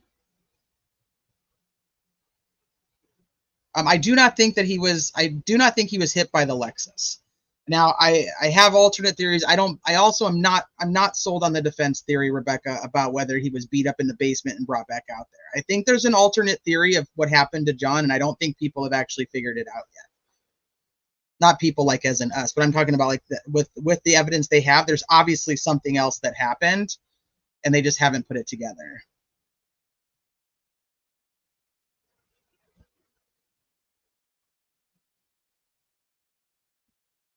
Defense, like this is pretty unprecedented. To not even speak to the Norfolk District Attorney's Office, not speak to the Mass Police to see what they have for discovery and evidence. You don't need to. They're being investigated. Intervene himself in that way, and which casted, a shadow of doubt on the investigation. So I think he has a lot of. They're not the ones who casted the shadow of doubt on the investigation. The investigation had a shadow of a doubt, which what brought their attention to it. It's ass backwards. Questions that need to be answered. Yeah. Do you get updates on that? I do not. I do plan on trying to sit down with him at some point. Yeah. Whether I get a knock on the door, I sent him an email, but I'm sure I won't get a response. But if I have to go knock on the door and ask for a sit down, that's what I'll do. Is there anything I haven't asked you about that you want to make sure people know? In all this, I just want people to remember the actual victim. I think I mentioned it before that it's not the Karen Reed show. Yeah. This is about a good man whose life was taken way too soon and for selfish reasons, and has created a void in our life that was already an enormous void, but just made it even that much bigger. And I just want people to remember him and want him to get the justice he deserves and that we deserve. Mm-hmm. And that's Karen Reed going to prison. Thank you. Thank you. I don't get it. I just don't get it. The state made it the Karen Reed show. That's the point, right? I tried watching it when it first aired. I watched it when I was just like, what is he thinking? What is he doing? And that's why I say, I know most people have seen this, but I'm like, I have to talk to you guys about this. I have to. Says, so he himself is saying there are unanswered questions, yet he believes 100% that Karen Reed killed John. Yes, absolutely. But there's a couple pieces of that interview that they really could have just utilized, like right there, not when he says that Karen Reed, but just like, we want justice for our brother.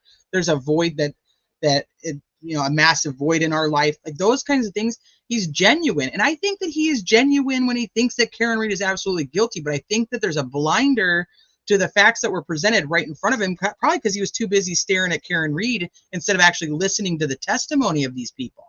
And there's a hatred that they have for Jackson and Yannetti for defending her that they can't see past. So there's just like this, I don't know if that's what they're using to fill the void. I don't know. I'm not a therapist, but I'm just like, I think that there's something to the whole thing where I think they need to like sit down with somebody, a professional, and say, hey, like, we've got to figure out, we want the truth, and we can't accept what the truth is if we hold on to so much hatred and anger. It does. It does. It sounds like another case. I'm telling you. I feel like we're going to see this kind of the same thing. I have questions. Says I couldn't get through it. It was so cringe. There are so many unanswered questions, and it's not who did it. Everyone knows who did it. The hatred and anger is a hell of a void filler. I don't feel that Paul believes the CW. Unfortunately, I feel it's something more nefarious. I think he just wants her to pay, and I think he feels like he's going to feel better once she does. And maybe that has something to do with the fact that his sister died of cancer. There is nobody to blame, obviously. And so in this circumstance, it's just like there has to be somebody to blame because God isn't going to just take my two siblings. I don't know. I mean, we got multiple photos of his mom flipping people off. I don't even know who she's flipping off, nor do I care. I mean, she's just like outside flipping people off, taking photos with other people flipping people off. So like, there's like, we haven't got to tell our side, but then like that's the kind of stuff that circulates is photos of a woman who's just supposed to be grieving and she's out there just giving people the finger. Probably Turtle Boy. I figured that, but I have no idea if that's true, so I don't want to say that. Why did Proctor hate Karen so much? I think that he had two choices. It was going to be Brian Albert, a Boston cop, or it was Karen Reed. And it couldn't be the McCabe's, who his wife and him, and they know the Alberts and the McCabe's, whether it be directly with Julie, whether it be just through the other family members. I think that's where his hatred came from.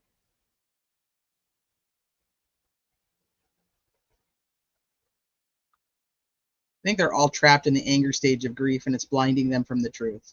Right. All right. So speaking of, I just want to touch on a couple of the comments on this. Some are pretty harsh. Why did Proctor hate Yannetti so much? They do. They just hate the defense team.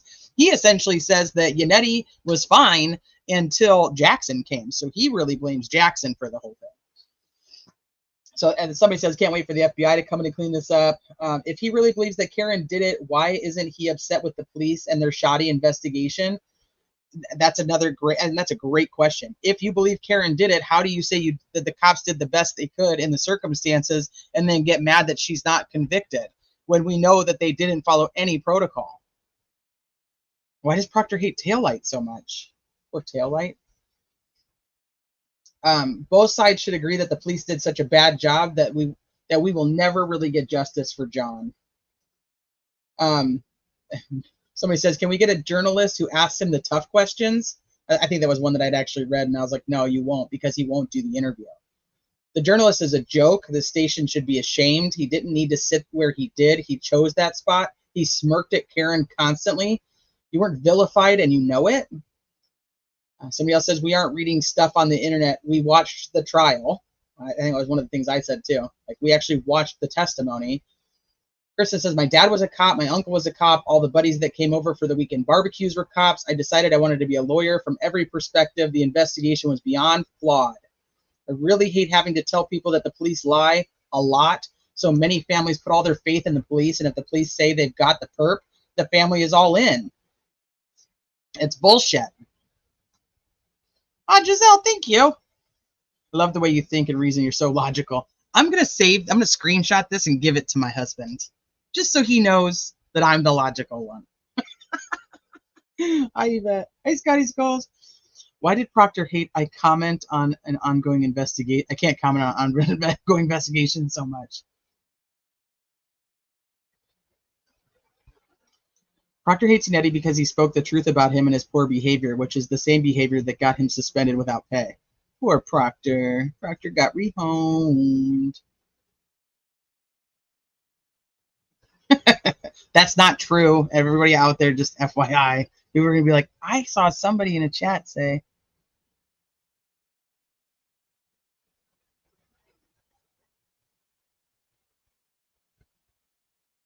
Okay, let's see. Independent FBI PhD experts were clear. John's injuries were not consistent with being hit by a car. Somebody else says, who is this interviewer? She's incredibly unprofessional and biased.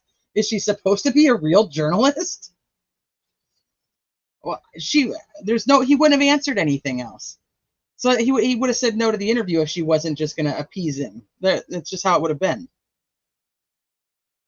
Do an interview with serious journalists who ask some of the real and tough questions and talk about facts and evidence. So Paul is mad because the Department of Justice and the FBI are investigating the death of his brother. Exactly. Which he wasn't. He was happy because he wanted the truth.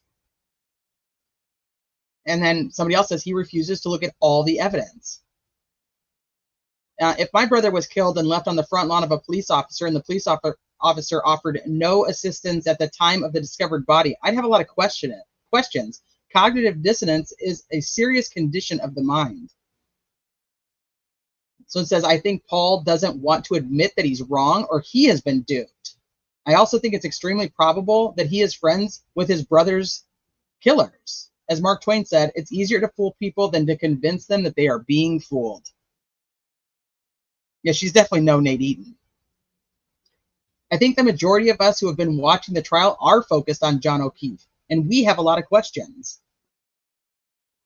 This one says, so basically he's telling us all to ignore the mountain of evidence against these crooked people. The house being sold, the dog being rehomed, the phones being destroyed, the scene being staged, the video being flipped, the unprofessional investigation, the interviews of certain players, all the special treatment given to the police officer's family, who never came outside to see their dead friend on their own lawn. Now, that is strange behavior. An ATF agent destroyed his cell phone and dumped the remains in 2 different locations on a day before he was supposed to submit that phone for evidence. Others deleted text messages and contacts. The only person that left her cell phone intact was Karen. This guy is being willfully ignorant, and it's hard to feel any sense of compassion for him.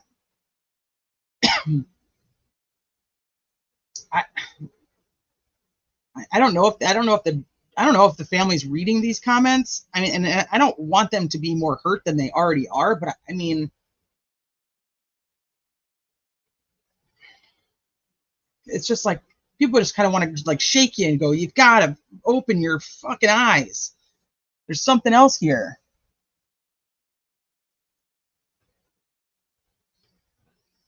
Paul knew Karen did it because she was quiet and left to be with her parents. That's your proof. Dude, it's called shock. Besides, Peggy yelled at Karen at the hospital, so the house wasn't exactly welcoming to Karen. I don't know if she yelled at her at the hospital. I know that she yelled at her on the phone.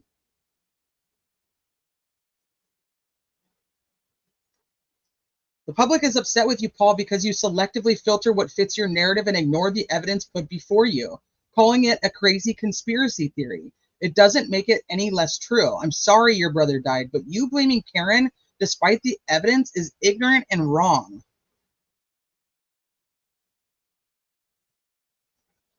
It says, this guy is so delusional and filled with hate for Karen that he simply chooses to ignore physics and science.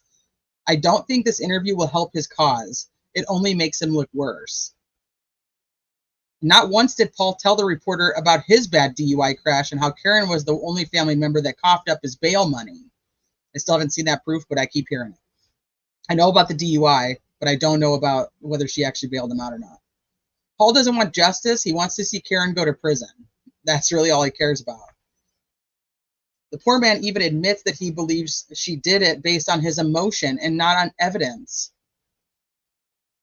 Why is Paul saying the Alberts are nice people? I just don't understand, because they weren't concerned that morning while he was dying in their yard and Karen was screaming and paramedics and fellow cops were literally in their yard. Every single Karen hater will ignore this fact 100%. A lot of people talking shit about the interviewer. Science, period. Paul, I've stood up stating that you guys shouldn't have to deal with some of the things I've heard others stating to you. Maybe you should take a large break and keep away from the Alberts and the McCabe's. Maybe you should listen to the testimony. Maybe take away the theory of the defense and truly ask yourself what could be the truth. I can't believe you're this blinded. Also, your brother is at the front of everyone who supports Karen as well. Somebody says, I have secondhand embarrassment for him. He is willing to excuse the behavior of the police, ignore science and facts, and is obviously very comfortable with mediocrity.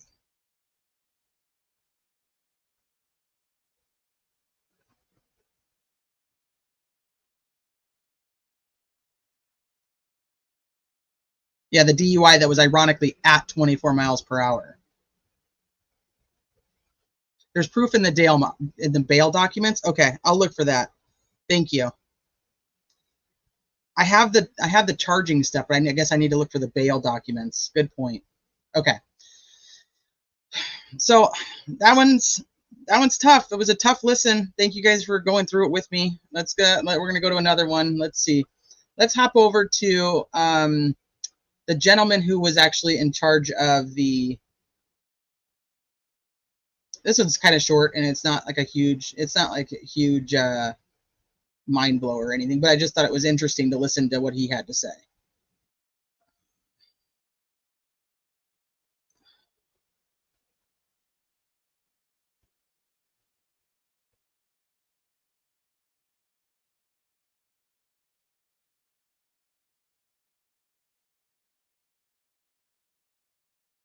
Hey, Pointer Lover. I'd love to hear from Paul on the homeowners not coming outside to assist first responders and his brother in blue. That's why there's no way he's going to do an interview with anybody who asks those kinds of questions.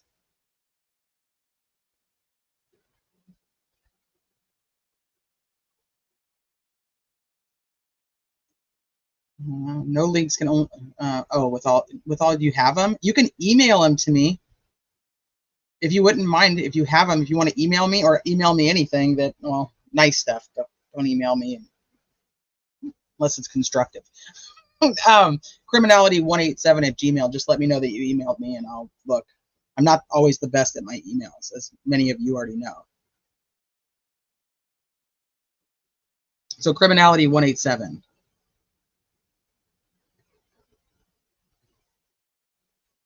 Hold on, what's Brian asking? Did y'all know this? I did not. Brian, math people, so can you figure out how old our Bev was?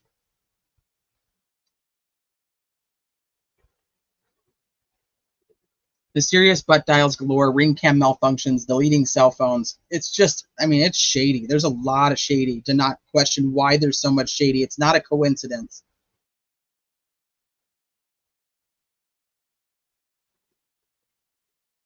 Okay. Strategy, planning, and visual presentation of evidence. So I got to ask you first, where are you based and how did you find yourself part of the Karen Reed defense team? He's from Cali. Sure. So I am based in just near the Los Angeles area in California. And I was originally had done a previous case with Alan Jackson in the Harvey Weinstein matter that took place a few years ago. We had done some previous cases prior to that, but he wanted really to bring me along for this one, and we worked very well on that one. He wanted me to come out and be a part of this one as well. And in this case, we saw that there were quite a few visual elements presented by the defense. Talk me through where it all comes from. Are you recruiting the content yourself, or does it come from discovery? So it comes from discovery. All of the materials filtered into my possession. Yes, Susie Q, that's the case. There was a lot of preparation that would go on before each witness that the Commonwealth would put on, and we would make sure that we had everything lined up that we wanted to show each of them. And so I was kind of getting it piecemeal as the trial went on from day to day. So one piece of the Commonwealth's visual evidence got a lot of attention because it showed video from the Sally port that was inverted, and there was sort of no disclaimer ahead of time that that was the case. And it appeared there was some level of shock in the courtroom from your team.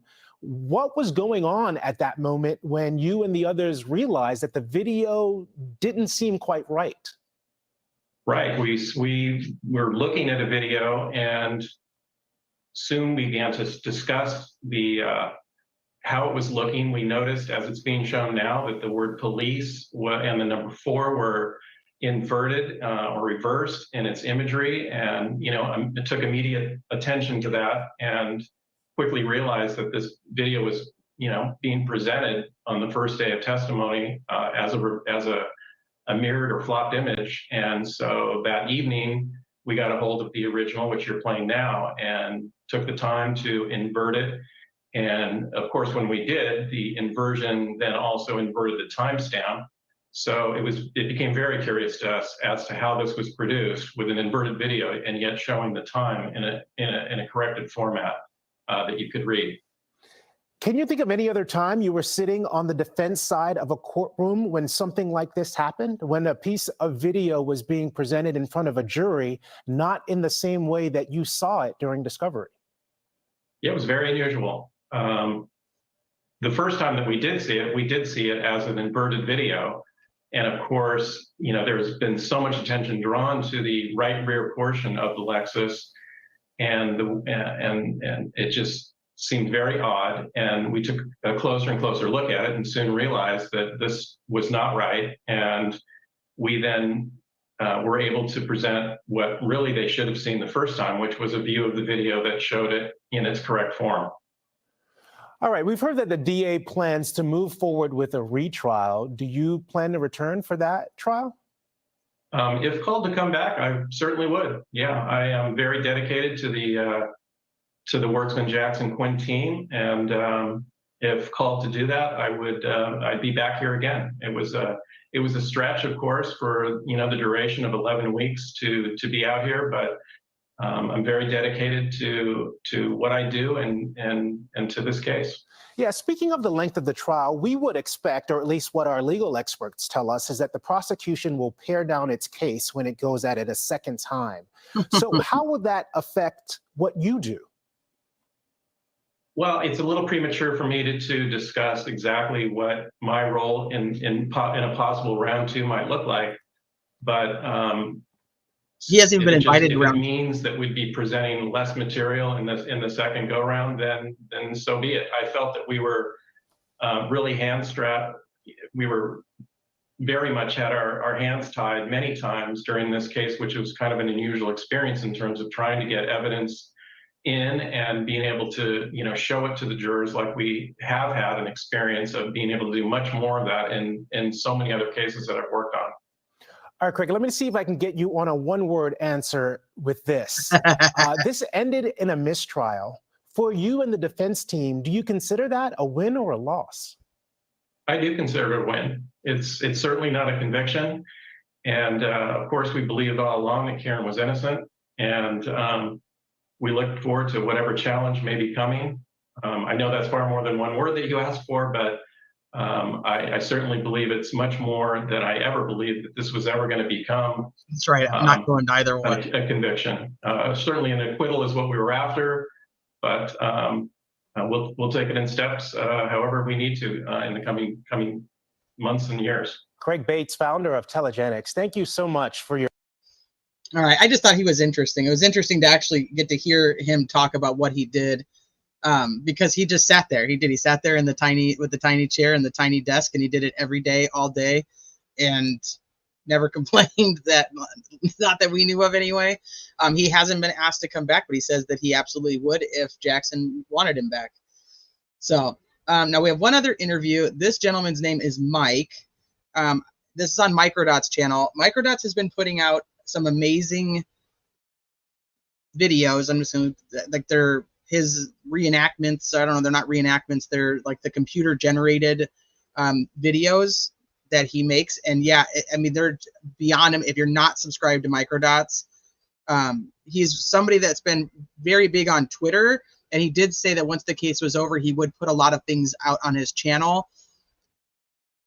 Some of the things that they weren't able to use. I don't know if that's what he's putting out now or if he's just putting out new creations. It's essentially like a visual storytelling of people's testimonies, being able to see what is inaccurate and what could be accurate. But he does a great job. But he also has this interview on his channel. Yeah, Microdots is amazing. So this is Mike, and he's a friend of John's. Well, friendly with John, I should say. So I'll play it. You guys can listen.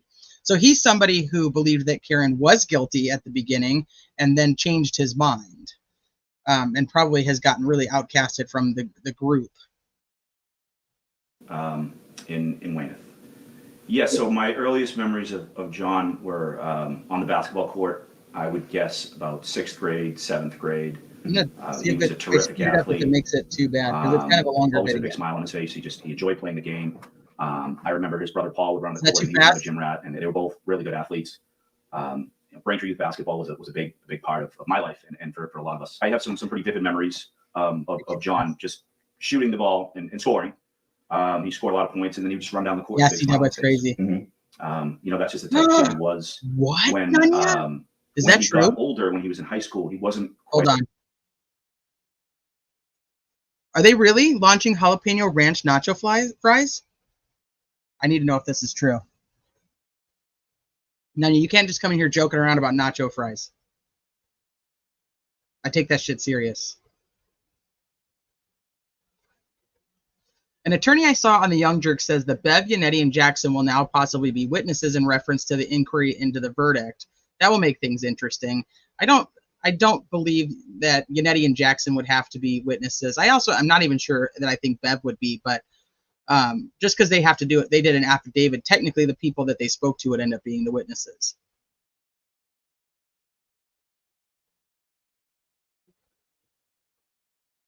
I would not lie. On July 18th, holy shit! My husband will be very happy. Left mass breaking news around these parts. He turned left in front of the other driver. Other driver had typical shoulder belt airbag type injuries. Didn't see 24 miles an hour, but it's 8 pages. Physics are different. Which interview asked him about J.O.?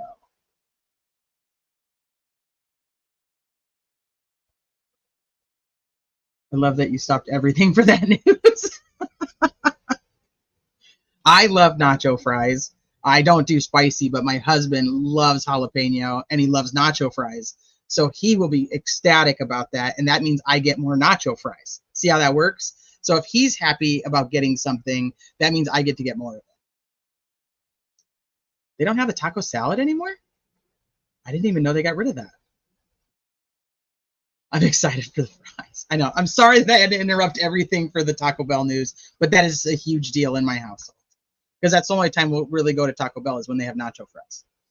I don't know if you guys, do you guys have Del Taco? Because right now they have the oh my God, what are they? They're like the falafel fries. They're like a dessert fry. Oh my God, you guys, they're fucking delicious. You've never had nacho fries. You have to have nacho fries. I sent it again. Sorry about that. No worries. I haven't even pulled up my email yet. I'm going to do it while we're listening to this one. I just wanted to get it going. But thank you guys. Thank you all for sending that so I can look. I'll be having tacos, but it'll be chicken tacos. You have to have nacho fries. And they're one of those stupid things that they take away from you. So sometimes like I would end up at Taco Bell and I'd be like, where's your nacho fries? And now I'm already in the drive-thru and I'm like, what the fuck? Internet said you still had them. And they're like, no, sorry, we don't have them anymore. I'm like, that's bullshit. I have questions. Says if the defense plays a wicked game of chess, they could get Bev as a witness and off the case. Would be amazing if they pull it off. Right. It would be amazing if they pull it off. I don't know if they will. I don't know if they will. We also have the Delphi case who they're trying to get that judge to be a witness too. Never heard of nacho fries. Oh my gosh. Yep. Nanya, me, you, same. Right, as dominant an athlete as he was when he was little. When he was little, he was unbelievable. I remember soccer, he was always scoring goals, and basketball, he was always scoring baskets. But then when he got a little older, he hadn't fully grown as a lot of kids do as 15 and 16. Mm-hmm. And then I remember bumping into him, and I want to guess I was probably about 25, somewhere between 25 to 30. And he had shot up, and he was big, and he was confident. And I remember him telling me that he was a police officer, and I was actually surprised. And nothing against police officers, but oftentimes a police officer is not a smiley, friendly person like John is. Did you keep in touch with him up until he passed away? No, I didn't. We weren't very close. We would all, he was a grade below me. We would all hang out in the study hall before basketball practice. And I remember him as being pretty studious And whenever there was a joke and we were joking around, he would just smile. He would just laugh and smile. Just a very, really pleasant kid. He's just but we weren't friends outside of school, and that was really my only interaction with him. I didn't talk to him that often.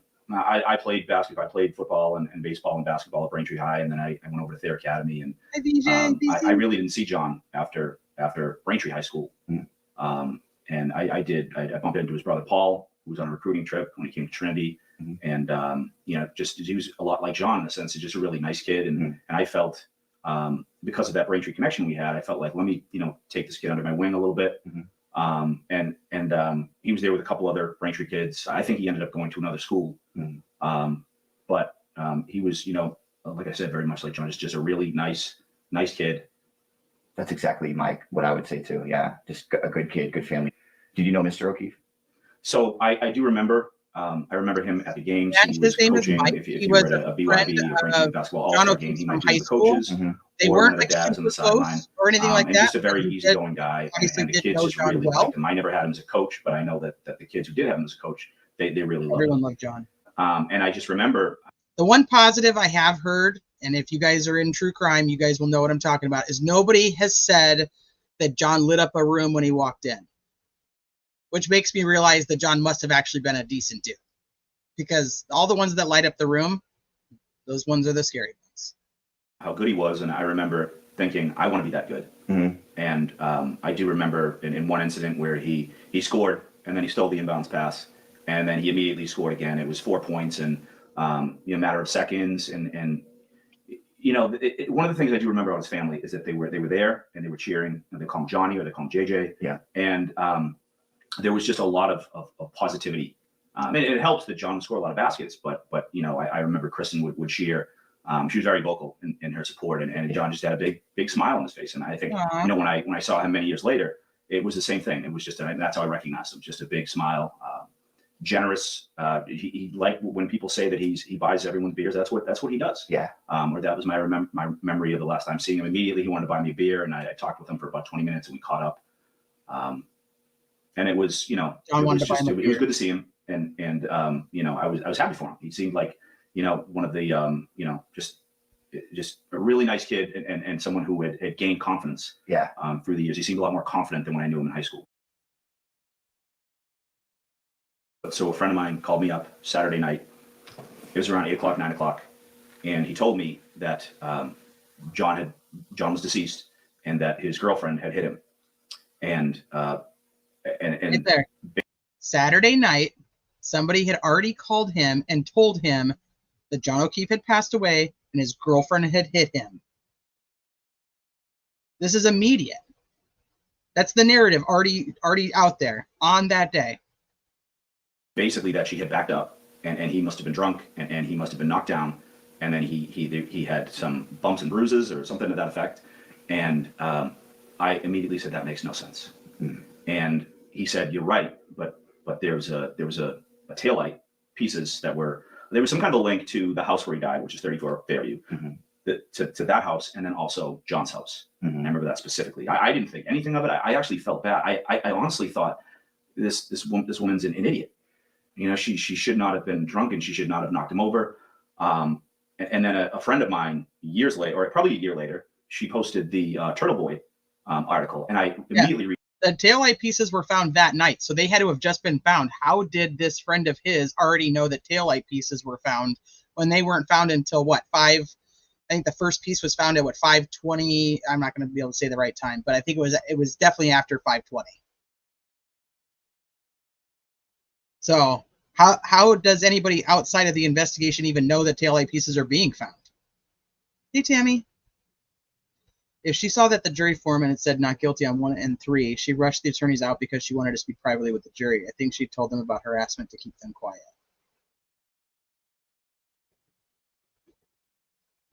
BH, hey, what's up? Not fill out not guilty forms on the 2 counts that they all agreed not guilty on. Yeah, there's none of the forms were filled out apparently. reached out to her and I said, stop, you got to take that down. I think with Turtle Boy, I think you do get facts. He does bring the receipts, but then there's conjecture to his posts. But I didn't think that he had unlocked, a scandal, a cover-up. Right. And then it took me a long time to finally recognize, after I had to read the articles, it would have 2 or 3 articles in a row, and then more and more the pieces were put in place. And I think the thing that really stood out to me is that Brian Albert never left his house. Yeah. That just does not make any sense. Right. You know, the lights would have been flashing. There would have been sirens. We know about the dog. The dog would have been barking. And he's a first responder. Yeah. He would have, if that had happened, like the police said it, he would have gone out to help them. Right. He would have gone out, and at the very least, he would have been out in 5 or 10 minutes. Right. Maybe not right away, but Yeah, he would have at least come out 5-10 minutes. Like, he would have realized something was going on outside. Nicole, I have all 3 of the forms. So the first one is literally just the second degree, guilty, not guilty. The second one is the one that Alan Jackson goes back in and kind of argues that it's very confusing.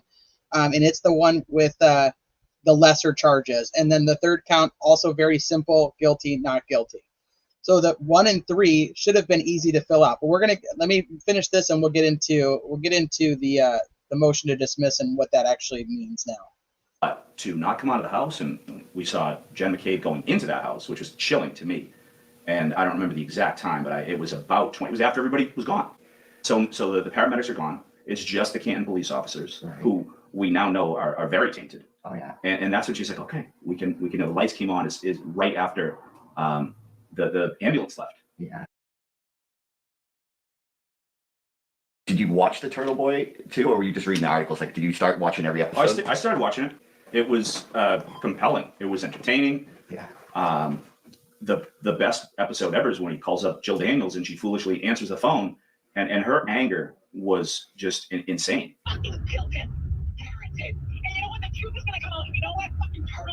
Well, but can I read the grand jury testimony right here? It says Colin. At how angry she was with him, and she slipped and said, and it seems like it keeps coming up. You know, Higgins wasn't there, or Colin wasn't there when John was there. Present. Oh, you guys can hear that. Julie Daniels yelling at him. Turn right. And then they try to pull it back. Yeah. I think it was Allie McCabe who actually seemed to leak it out in the stand. And I don't think that was that incriminating. I think the most incriminating thing I've heard so far was Matt McCabe talking about the text messages. Me too. And the facial expressions. Jen McCabe literally creating. I hate to say this, but when I very first watched this interview, he does remind me of Matt McCabe. In front of us what happened, looking at the jury constantly. It was innocent. I'm not asking for your explanation. And Chris Albert going like this. And Brian Albert is doing this weird thing with his tongue inside of his mouth. Colin Albert's testimony was ridiculous. Colin Albert is literally saying, I don't know, I can't remember, I don't recall. I do not remember. I do not remember. I do not remember. No, I don't remember. Not that I remember. Again, you just don't remember. Correct. Okay. It's an issue with your memory, not an instruction that you received. Correct. Right. And then he talks about falling and putting his fist down. When you fall, did I say Julie? Palms up. Yeah. Right. Yep. I'm going to brace myself. Right, You don't brace okay. yourself with your knuckles. Never. So I think they've just been caught in so many Brace lies the last yourself few with your days that knuckles. It's unthinkable to me that anyone would express that Karen Reed is guilty.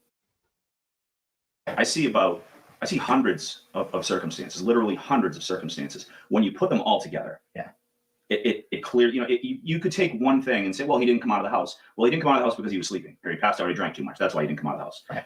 That's one thing. Yeah. But when you put 200 or 300 different circumstances, there's so many of them. Sergeant Lank not interviewing the people separately, the interview taking place at the McCabe's house, nothing ever being recorded. Right. All these things, you put them all together, there is no doubt that she is innocent. No taillight pieces on the ground by Canton Police Department. Yeah, that's huge. So too. where there's pictures up there. There's pictures of 6 a.m. There would be lights on the ground. There would be taillight pieces on the ground, but they find the cocktail glass, which is clear. My thoughts about the Okeefe family are overwhelming and in support. Shoot, I'm muted. Yeah, so they can find a clear glass, but they don't find anything red. I think we've talked about that 1,000 times. For them, and the tragedy, the multiple tragedies that they've experienced. Yeah. I've tried to stay away from saying anything negative. Me too. But this guy wants to get his theory. Each day, start a blog, bro. It's becoming clearer that Karen is innocent, and yet we see, or what appears to be a hatred towards Karen you have a 600-pound vehicle, or is it 6,000 pounds? 1,000, yeah. So a 6,000-pound vehicle backs up at any speed and hits another car, there's going to be damage, even if it's just paint damage. Yeah. So I think they fixed it, and then now we have the as long as Karen didn't hit the traverse, we can say that the taillight damage was Only from hitting him in front of 34 Fairview, which we all know is ridiculous because the accident reconstruction never took place until the FBI did it. And the FBI is making it very clear. And I don't think Yannetti would lie. He could get in too much trouble for lying about that. Yeah, and there's 3 experts that are going to testify. But this is obviously prior to their testimony. That is my feeling, and it's sad. I think it's it's sadder than John's death in itself. Paul should be livid at every single one of those Alberts that are getting up there and lying through their teeth, and it's obvious to the world. He should be. I don't know how he's able to contain himself. Right. I really don't. I see that woman, McCabe's sister, sitting, behind him, almost directly behind him. It's infuriating seeing this take place. You got Allie McCabe crying, and she's crying about all this harassment that she's gone through. Well, you're getting harassed because your family is involved. Your family did it, and she's done some harassment of her own. So I really don't. I don't have it. I don't feel bad for her. I don't feel bad. I'm sorry. I do feel bad for her, but she's lying and she's trying to frame Karen Reed. So. I don't feel that bad. Not that bad, right? Yeah. Is she the one who went after Dee Dee's daughter and called her or something like that? Or so, what I know about that is that there's a witness that's going to testify to seeing Caitlin Albert and Jen McCabe basically berating Tom and his daughter there, and also another younger daughter was there. Nobody testifies to that. And their go-to line is you're banging a cop killer. And we've seen it on X. We've seen it on Facebook. We saw it with Jill Daniels in her little interview. Oh, you're banging a cop killer. It's always, for whatever reason, it's always sexualized. Yeah. But what I heard is that Caitlin Albert and Jen McCabe were a part of that. And then there's that separate incident, which I believe, I don't remember the woman's name, Jill Thomas. Is that it? Turtle Boy had reported that I think it was Jen McCabe and another woman approached the girl and said something about putting a dick in her mouth and telling her to shut up because she was talking. Right. Yeah. Jen McCabe's diabolical, man. Fucking awesome. Yes, she is. Yeah, she is. I have a question. It says Jen not getting out of the car when they found John is the most suspicious thing I've heard. That's undisputed. It's recorded, so we know she did it, and she lied on top of that on the stand. Well, she's telling 911, "I just found him. I just found him." Not not his girlfriend. I mean, her 911 call is so suspicious. Just the words she uses. She does everything she can to distance herself from this guy until she's asked direct questions about him. If John had rocks glass in his hand, why was there a straw? Or did I misunderstand? There was a straw, yeah. There was a straw in the drink that supposedly they found later. But yet he still flew 30 feet in the air having the glass with him because the glass is found by his body.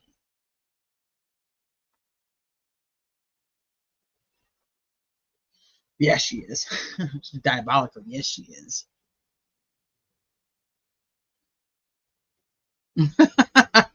DB, your opinion about Allie is irrelevant at this point. You're biased. There has to be more than one glass because the glass found on the tail light, or the what do they call it? How do they say it?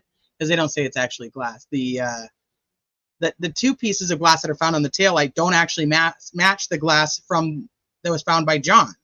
So there's some other glass somewhere that we never even figure out where this other glass came from. There's other glass there that's ending up on the bumper, and apparent glass. Thank you, Ariel. Yeah, apparent glass is what it is. All right, I'll put the links for all of these. These will all be in the description, so you guys can see all of the interviews, and you can watch them in their entirety if you want to.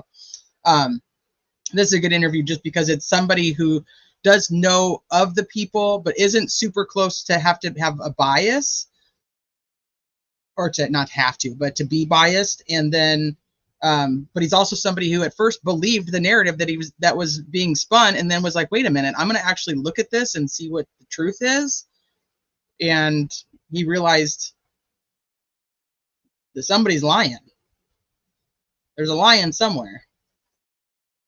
All right, let's take a look at some of the documents. Okay, so here's the motion to dismiss. Make sure you guys can see it. I think the other glass was planted. I'm like, why didn't we hear more about that? Karen jumped out and found John right away. Jen did not. Jen stayed in the car. I know. Well, you didn't put it there. Objection.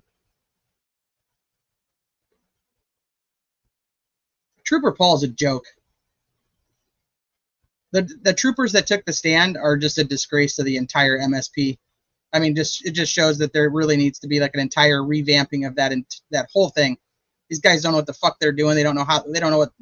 They're a disaster. And Canton PD with their fucking red Solo cups.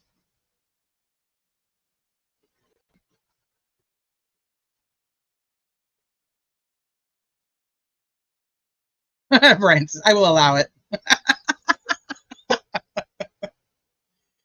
Oh, shit.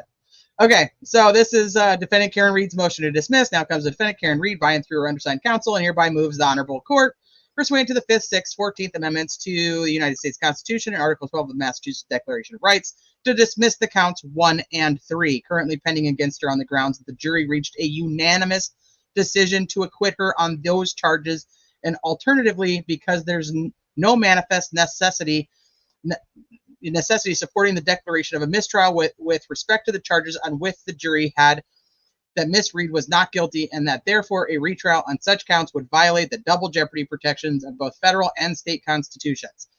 So we started talking about this on the last live, that it made no sense because there was rumors coming around talking about that the jury, somebody who knew somebody on the jury, that the jury had unanimously decided that she was not guilty on second-degree murder.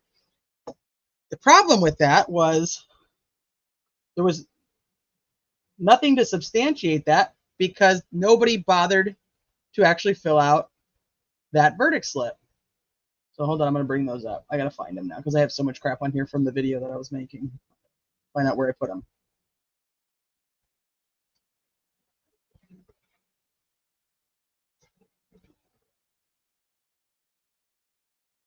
One, two, three, come on.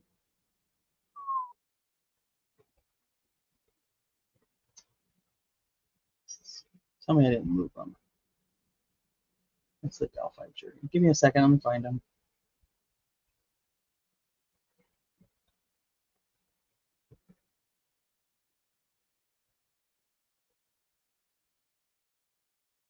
Here they are. 1,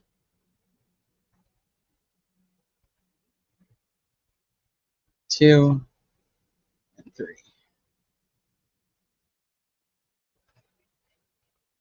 Maybe.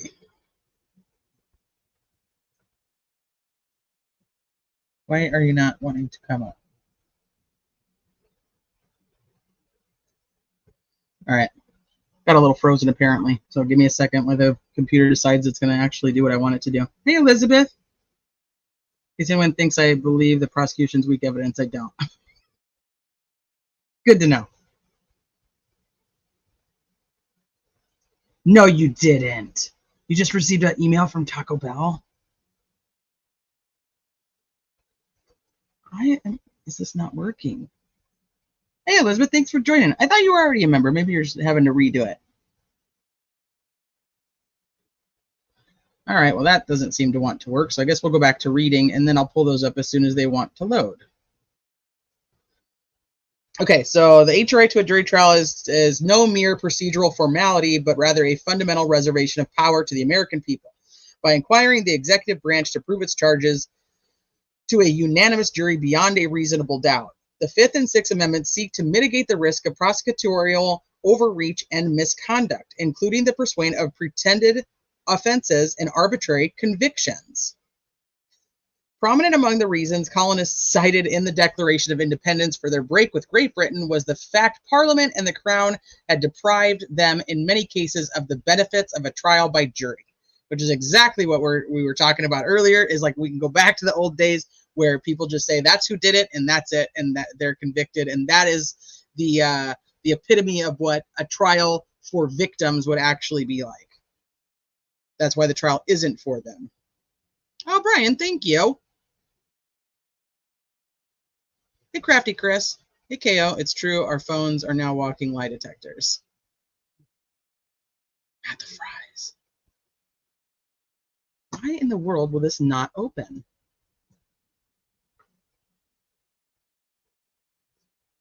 I'm going to close it and see if I can get it to open back up.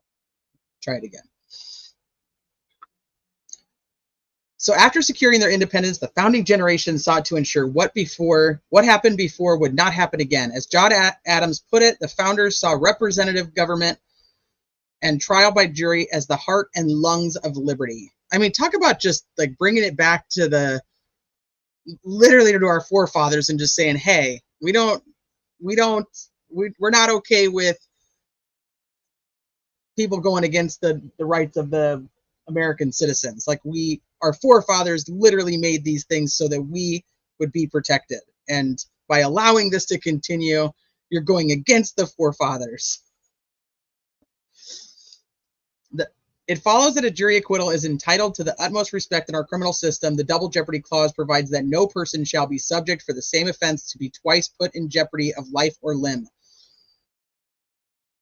The clause guarantees that the state shall not be permitted to make repeated attempts to convict the accused, thereby subjecting he or her to embarrassment, expense, and ordeal, and compelling her to live in a continuing state of anxiety and insecurity, as well as enhancing the possibility that even though innocent, she may be found guilty.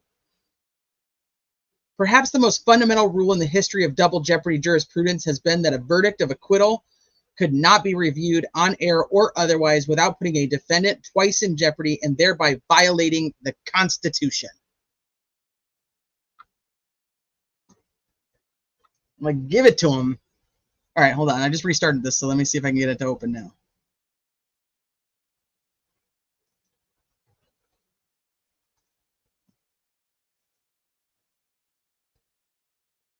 There we go.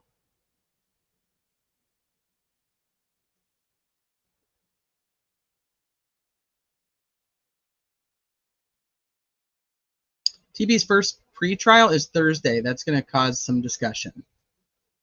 They probably won't put it out though, right? Okay, so here's the verdict slip for the first one. So just reading stuff on social media, I can tell that people are getting confused on the verdict slips versus the jury instructions. So there is, and I don't know, maybe I'll just find the clip and put it in the description for people who want to watch it. There is where she comes in, and if you guys remember, she comes in and she sits down and she literally reads a whole bunch, and it's all the jury instructions and how they are to proceed with coming to their verdict and so on. That's the instruction part. These are the verdict slips. So there's 3 of them. We don't have the one that they redid after Jackson, went and argued in front of her saying, hey, there's something off with the second one. We don't have those. We just have the originals. So this is count 1, murder in the second degree. It's super simple. In the above entitled case, we, the jury, say the defendant is here, not guilty, here, guilty of the offense as charged, murder in the second degree. And this is a unanimous decision by all 12 persons. So you just click it. That's it, right? There's the actual verdict slip. Now, here's the one for 3. And I have, the reason I show you guys these first is because they're the most simple ones that there is. So in the above entitled case, this offense 3 is leaving the scene of an accident resulting in death. This is important because for me, this one ties in with the second offense, but the jurors actually didn't think it did. So we're going to get to that too. In the above entitled case, we, the jury, say the defendant is not guilty of leaving the scene of an accident resulting in death, and or 2, just check guilty of the offense as charged. That's it. They're very, very simple. So if they came to a unanimous decision on all 12, with all 12 of the jurors, they could just check it and be done.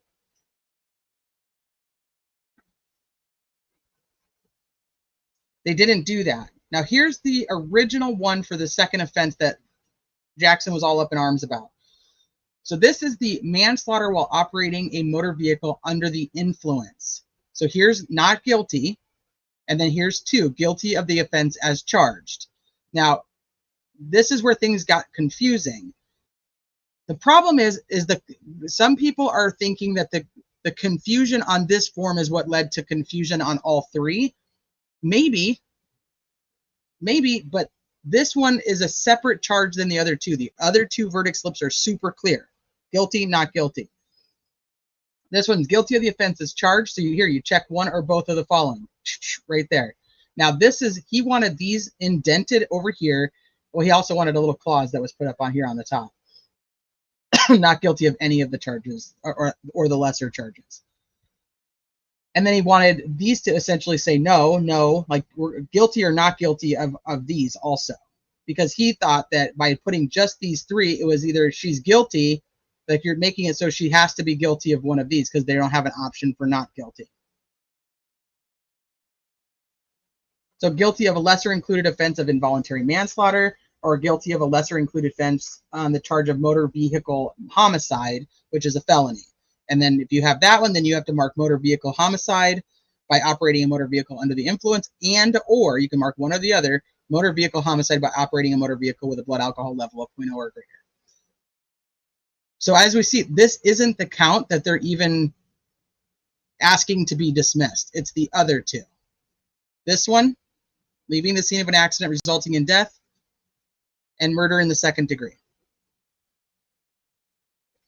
So to me, if they fix this last one, which we don't have that version, we don't have the fixed version, and if somebody does, I don't have it. If they fix this version, the other one still stayed the same, which makes me think that the confusion would lie in the jury instructions versus the actual verdict slip. Once again, my opinion, you guys can think whatever you want. I know the whole thing became very confusing because of all of the lesser charges, but the 2 charges we're talking about are not this one. So I think it came in the jury instruction. I think those were confusing, and I don't think they understood, and I think there should have been more clarity. Now, shoulda, coulda, woulda doesn't mean that it will matter, because if there is no verdict,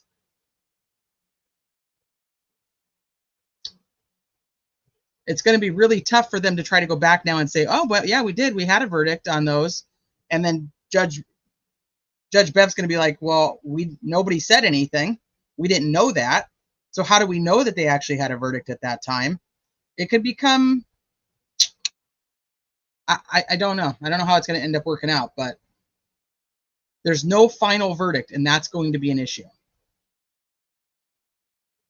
Okay, let me see. History of double jeopardy, blah, blah, blah. Here, the very day after a mistrial was declared, undersigned counsel began receiving unsolicited communications from 3 of the 12 deliberating jurors indicating in no uncertain terms that the jury had a firm 12-0 agreement that Reed was not guilty of 2 of the 3 charges against her, including the charge of murder in the 2nd degree. Given the central importance that acquittals have held in our criminal justice system for hundreds of years, the defense respectfully submits that the jury's unanimous agreement precludes re-prosecution of Miss Reed on counts 1 and 3 and mandates a dismissal of those charges. Now,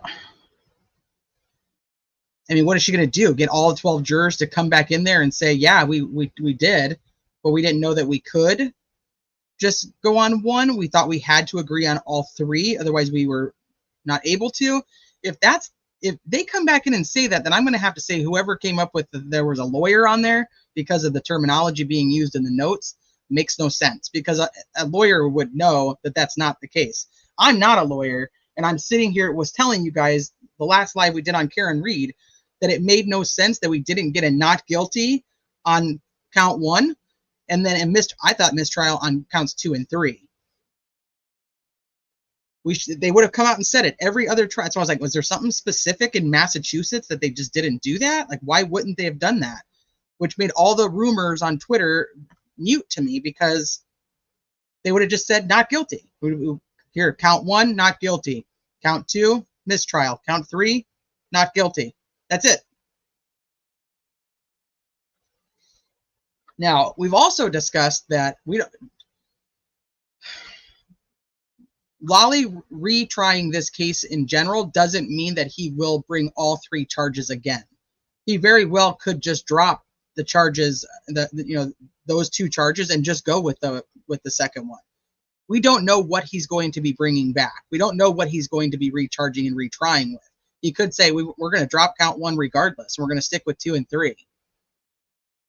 So after this came out, there was a statement, and I don't know if I grabbed it on my computer or not. There was a statement made by the Commonwealth that stated that they were going to look at this motion, they were going to reply to this motion, and that they looked forward to the hearing on July 22nd to set the new trial date for Karen Reed. So they were not given in. They're still adamant that they're going to try her again. So alternatively, to the extent the court believes further factual development is required, the defense respectfully requests that a post-verdict inquiry be held on the issue and that the court authorize defense counsel to seek additional proof from the jurors regarding their having unanimously acquitted the defendant of 2 of the 3 charges against her prior to indicating to the court that they could not reach a verdict on the 3rd charge alone. Here's the thing. They cannot, the attorneys in Massachusetts cannot reach out to the jurors. They're not allowed to reach out to the jurors after the case. The jurors can obviously reach out to them, but they cannot reach out to the jurors. 1, she hit him on purpose. 2, left the scene and knew. Wait, 1, she hit him on purpose. 3, left the scene and knew. 2, she did not know she hit him, but not accident because DUI. Right, essentially, yeah.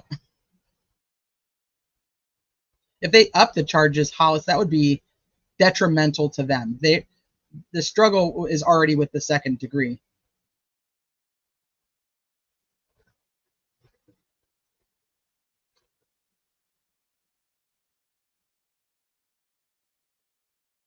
That was before Proctor was dismissed without pay. Oh, was that statement before that?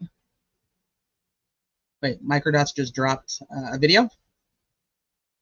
Judge and DA in Karen Reed's case directly linked. Oh, I'll have to watch that.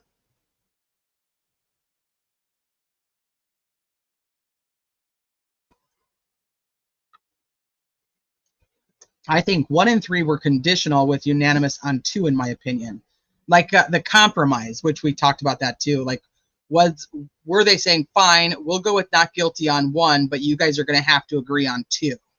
You're going to have to agree that she did something. And they're like, yeah, no, we're not going to agree that she did anything. And they're like, but we want her on 1, and we're compromising to 2, and you guys should compromise to 2. I don't know.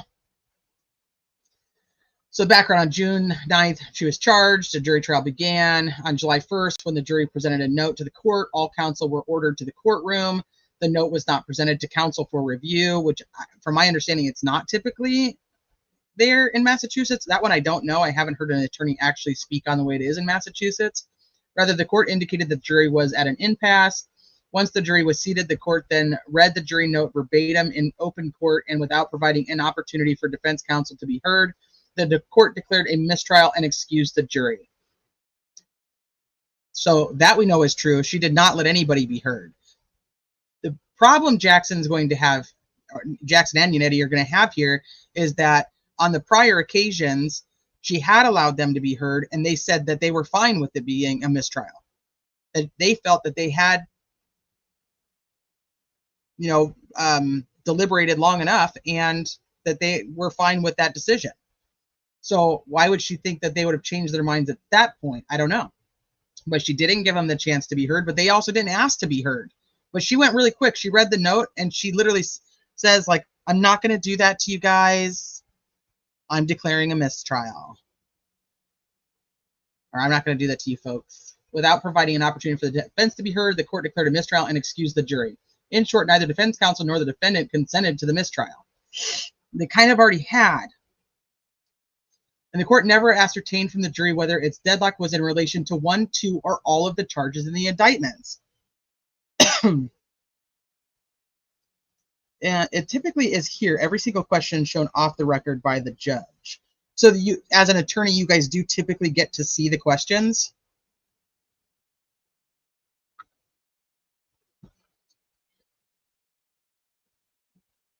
Lawyers have been all over the place about the merits of this argument.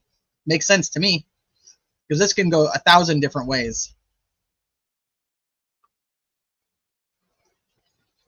So on the following day, July 2nd, Attorney Jackson was contacted by a juror in this matter, which now is referred to as Juror A, who stated that he wished to inform him of the true results of the jury deliberations. According to Juror A, the jury unanimously agreed that Karen Reed was not guilty of count 1. Juror A was emphatic that count second-degree murder was off the table and that all 12 of the jurors were in agreement that she was not guilty of such crime. The jury also unanimously agreed that Karen Reed is not guilty of count 3, leaving the scene with injury and death.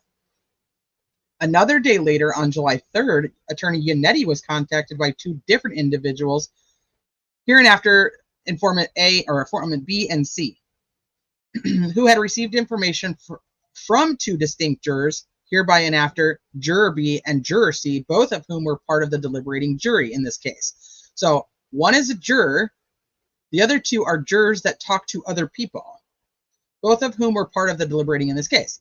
Informant B sent Attorney Yannetti a screenshot she had received from someone, intermediary B, of text messages that intermediary B had received from Juror B. It gets kind of confusing because now it's third-hand information being passed on to Yannetti.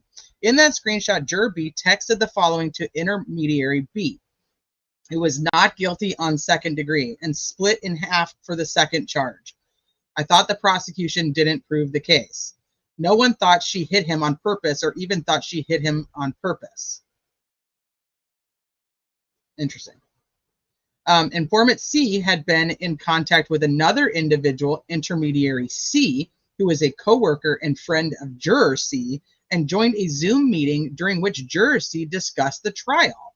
Informant C sent Attorney Yannetti the below screenshots of her text messages with intermediary C regarding what Juror C revealed in the Zoom meeting. There's so much hearsay right here.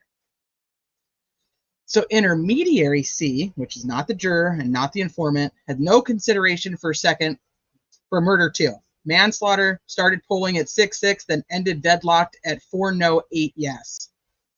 Informant C says, interesting. If it was no consideration for murder 2, shouldn't she have been acquitted on that count and hung on the remaining charges? Goes back to the jury verdict slip that was all confusing. Not necessarily. Hold on real quick, you guys.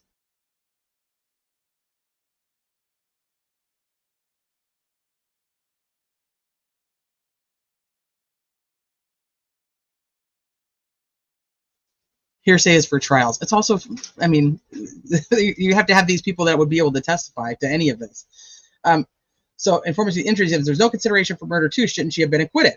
Yeah, exactly. So intermediary C, she should have been acquitted. I agree. Yes, the remaining charges were what they were hung on, and that instruction paper was very confusing. So here, this person is saying that it's just on count 1, the second-degree murder.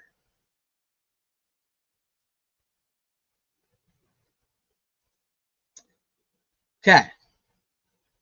So the jury's unanimous conclusion that Miss Reed is not guilty on counts 1 and 3 constitutes an acquittal and precludes re-prosecution. What constitutes an acquittal is not to be controlled by the form of the action in question.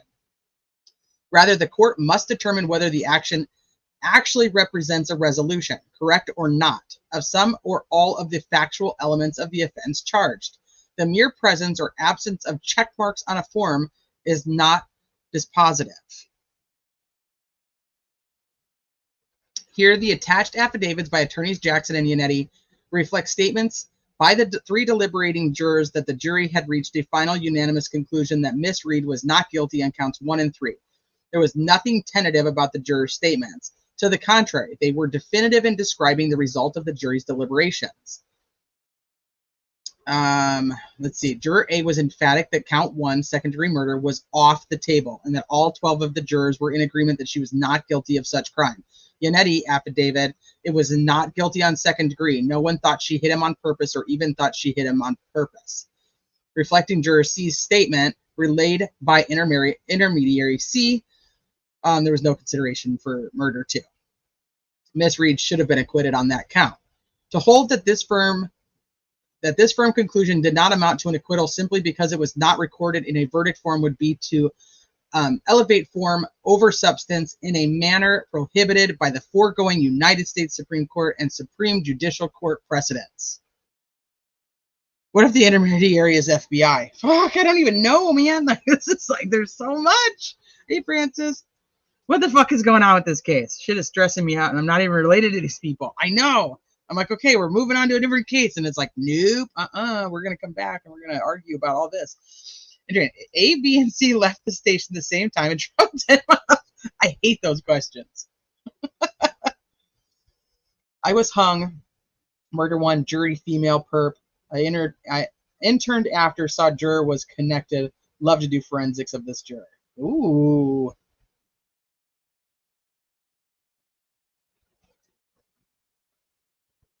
That's why it's number 689 reasons why I don't want to be on this. They don't want me on this jury.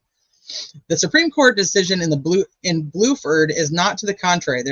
There, a juror had reported during deliberation that the jury was unanimous against the charges of capital murder and the first-degree murder, but split on manslaughter. The court sent the jury back to continue deliberations, and when the jury remained unable to reach a verdict, declared a mistrial. The Supreme Court rejected the defendant's argument that the double jeopardy clause prohibited reprosecution for capital and first degree. In doing so, the court relied heavily upon the lack of finality of the juror's report. The jury deliberations had not yet concluded, and it went back to the jury room to deliberate further. Here, by contrast, the juror's statements reflect a final determination. Okay, so this one that wasn't final, so they couldn't do it through the end of the deliberations. Even assuming arguendo and contrary to the foregoing, this court finds that retrial would not be prohibited under Bluford. This court can and should afford broader protection under Massachusetts state law. Look at Tinsley. Unlike the United States Constitution, the Massachusetts Declaration of Rights does not include a double jeopardy clause, but our statutory and common law have long embraced the same principles and protections. Reprosecution is independently barred because there's no manifest necessity to declare a mistrial on counts on which the jury was unanimously agreed. Let's see. This is all about double jeopardy. Had the court done so, the jury articulated its verdict consistent with the statements of jurors A, B, and C. The double jeopardy implications would have been clear and decisive. So this is just, they're pissed that she didn't do it. That she didn't go through and make sure that each person had a final count.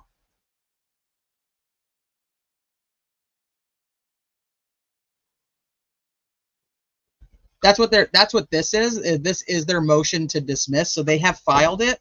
So now the Commonwealth will have to respond to it, and then Judge Bev will make a decision on what she's going to do. I don't know. All right, let's go to the affidavits.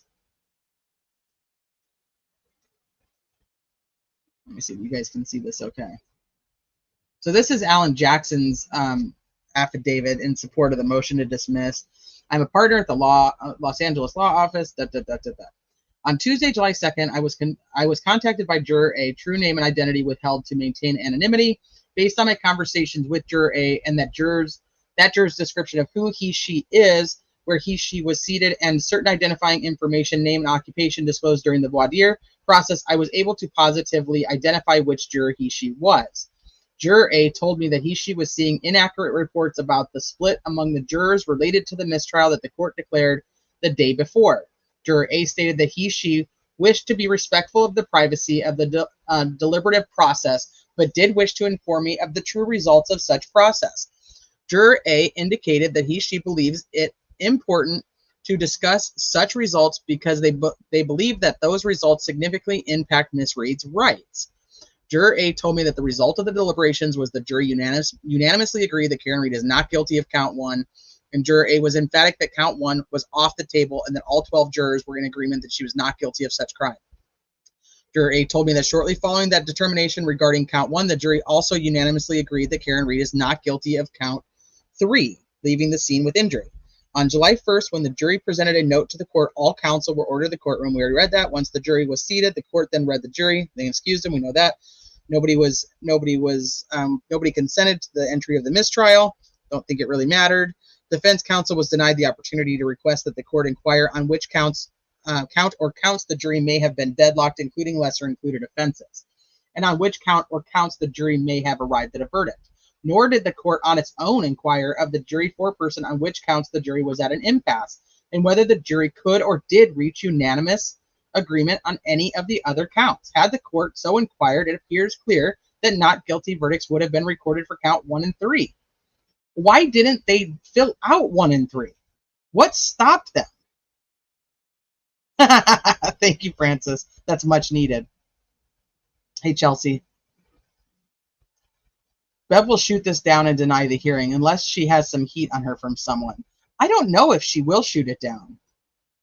I don't know if she will, because there's part of me that thinks that she wanted this over with anyway. They won't retry because of money. I think that she's going to hear what they have to say on the 22nd, and then she's going to let them retry, but I don't think she'll necessarily just shoot this down. I know that like a lot of the pretrial hearings, she was much harder on the defense than she was on the Commonwealth, but I felt like during the trial, she did give a lot of leeway to both, and she helped both sides. I don't know about equally, but I mean, she was like, try it again. You're almost there. Like, you can't ask it a different way. I'm not sure she's going to shoot it down. Okay, so Yanetti's I didn't get a PDF for whatever reason. I just got screenshots. I think she's going to hear him out. I don't even know if she really wants to retry this case. Why didn't she find out? Why didn't she actually ask them anything about, is this on all counts? Why wasn't there any clarifying questions? Why did she assume that it was on all 3 counts? That's where I'm stuck at. Yeah, off the table won't be enough based on just the motion. Agreed. But I think the motion in general is just for them to be able to find out more information. But she should be able to do that. She did order that the jurors' names are sealed.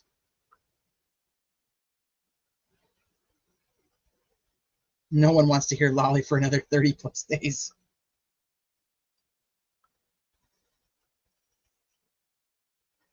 I don't know, and she really liked the ARCA guy, Wolf, so she might be like, I don't know. He did say in my courtroom that Aaron Reed did not hit him. Hi, Miku's headphones. We had a question for you earlier. Now I can't remember what it was. Doing a literature review for my research methods class. Oh, gosh. I remember doing that. Those are not fun. Not fun at all.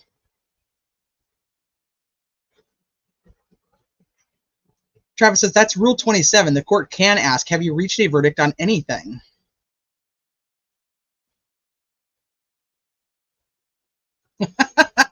Wolf's wife joined some KR groups. Oh, gosh, I did hear that. Okay, so here's Yanetti's. I'm an attorney in Massachusetts. On July 3rd, I received communications from 2 different individuals. Here's your informant. You have a juror B, an intermediary B, and then an informant B. And then you have a juror C, an intermediary C, and an informant C. In that screenshot, Juror B texted the following to intermediary B. It was not guilty on the second degree. We already read that. Based upon the first name of Juror B given to me by informant B, I believe I'm able to positively identify which juror he, she was and confirm that he, she was a deliberating juror. On July 3rd, informant C contacted me to say he, she personally knows Juror C as they work together. Informant C and Juror C also have a mutual friend, intermediary C, who is current coworker and a friend of Juror C. Informant C told me that he, she had posted something about Karen Reed case on Facebook on Monday, July 1st. And he, she told me that he, she believes that post led intermediary C to text him, her, and inform him, her, that Juror C was a deliberating juror on the case. Informant C told me that they thereafter reached out to Juror C via text message and discussed his or her experience as a juror in very general terms. They discussed what an exhausting experience it was, and that Juror C was relieved that it was finally over. Intermediary C told informant C that Juror C would be participating in a Zoom meeting with a number of friends to discuss what happened with the trial. Today, informant C sent me these screenshots of a text message exchange she had with intermediary C. Informant C told me that intermediary C was reporting to him or her during this exchange what Juror C had revealed during the Zoom meeting. The text message exchange reads as follows. We read this one already. This is too much. This is too much. So now my question is, do you think that now that this is public, you have Juror C who's like, what the fuck, in intermediary C? I told you guys that in confidence. And then intermediary C who's like to informant C is like, what the fuck? I was only texting you that. Now Juror C knows that it was me that was telling you all these things. Like, is there like a quarrel going around, going with like this, all the B's and all the C's, and now the intermediary B and C are now friends because they were betrayed by the juror and the informant. They're allowed to talk about it if they want. Yes, but if you're only telling your friends and you're trying to tell them in confidence, and then they go and start spilling it to informants who now contact the defense, and your shit ends up in a filing.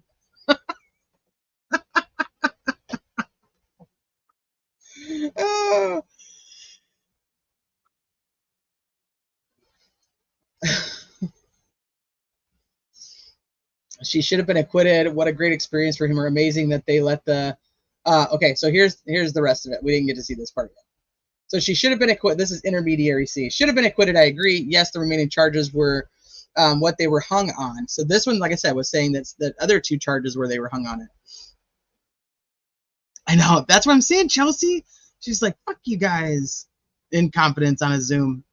I was trying to tell you guys that as my friends. You guys betrayed me. Now look, the defense wants to talk to me.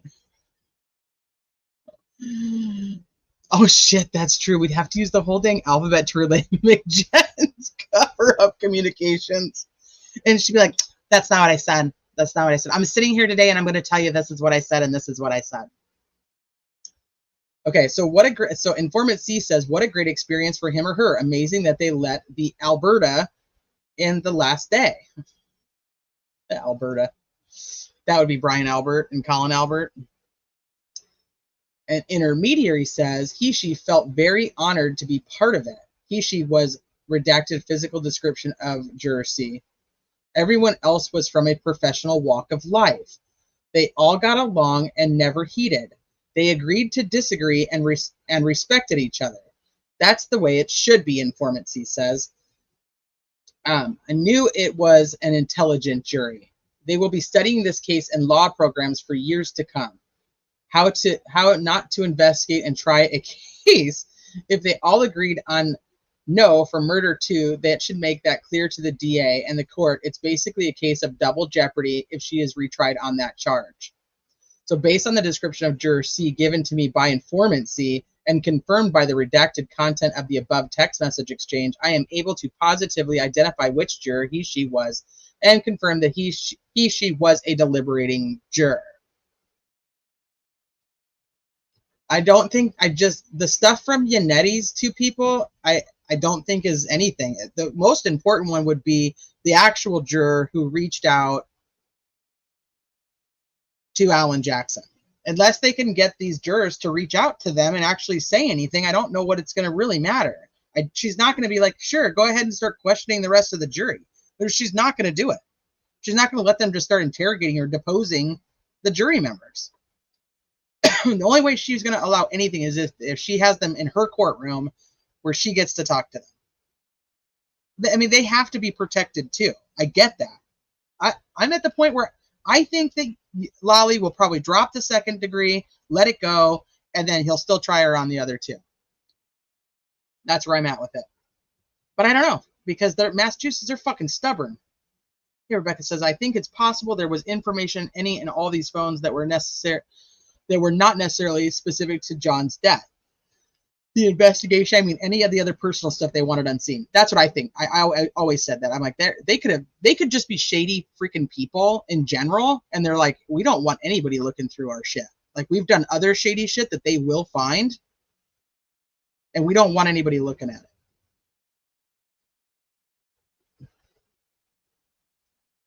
It is so a colossal miscarriage if an acquitted person was to even face trial again.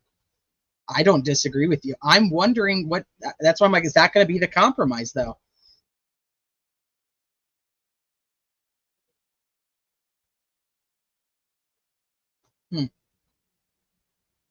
I just don't think I don't think that Yannetti's are going to be nearly as impactful as Alan Jackson's. That's where I'm at with that.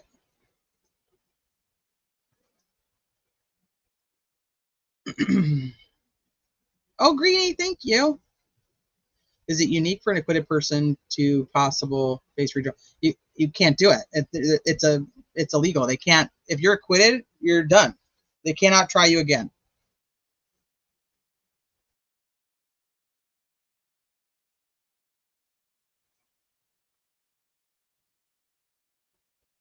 So let me see. Proctor was not just shady in this case, bet. So any and all the stuff is personal was to be downloaded. A byproduct could other stuff he didn't want seen known on his phone. So that's what I wanted to talk about before we did wrap up is so Proctor. So Proctor yesterday also at the same time of this drop of the motion to dismiss ends up, he had a hearing yesterday, and we talked a little bit about Proctor on the last live too. He got rehomed to Troop H, which is essentially a nowhere. It's you're still employed and you're still getting paid while we have you essentially just go home. So he had his first hearing yesterday where they were going to determine whether he was going to either return to work, if he was going to remain suspended with pay, or if he was going to remain suspended without pay. Just the natural flow of how their process works when you work for a union or when you work with a union. So he had a hearing yesterday and they did end up suspending him without pay. So he is still technically employed. He is suspended without pay. This is almost like Proctor, you probably just need to put your resignation in and go find somewhere else to work before they end up actually terminating you and let it go. Like, you're probably going to end up being a mall cop somewhere, and that's going to be your life. So just accept it and move on. Now, as much as I said this last time too, I'm not defending Trooper Proctor by any means, but what I am saying is he is a fall guy. He is going to take the fall for everybody in the MSP so that they can come forward to the public and be like, see, we don't condone this. These people are a problem, and we're not going to have troopers that work with us that act like this, and they're gone. He'll lose his pension. He's going to get terminated. They're not this whole thing. I mean, they're heading in the direction that they're getting rid of him. He will end up losing his job. It's a process. So he, instead of being terminated, needs to go find somewhere else to work. So this is kind of like in retail, we'd say, okay, you're on your third write-up. If you fuck up again, we're firing you. And most people knew that we were going to find a reason to write them up because everybody does shit wrong and it's time for you to go. Like, that's it. But I do believe he's absolutely taking the fall for everything. We have, Buchanan, who absolutely should be held accountable for the fact that he was involved in those text messages. The other troopers involved in the text messages, the other supervisors. I mean, this isn't just a Trooper Proctor thing. And I don't know if Trooper Proctor realizes, like, hey, you better step up to the plate if you want to try to maintain your job, which at this point I don't think you even want to because they don't want you. They're not taking your side here. None of them are taking your side here. So do you want to fight to keep this job? Do you want to take anybody else down with you? Or do you want to just walk away with your head between with your tail between your legs? That's it. So a lot of people wonder, like, is this literally just about the text messages? I believe that there's more to it. I don't think it's just about the text messages, but I do think, like I said, they're making it about the text messages because what they want the public to see is very different than what they actually represent as the MSP. And they don't want people looking at it. They want us to see, look, we took care of the problem. You guys didn't like what he said in his text messages, and we got rid of it. Before, they're all held accountable by the FBI and the DOJ.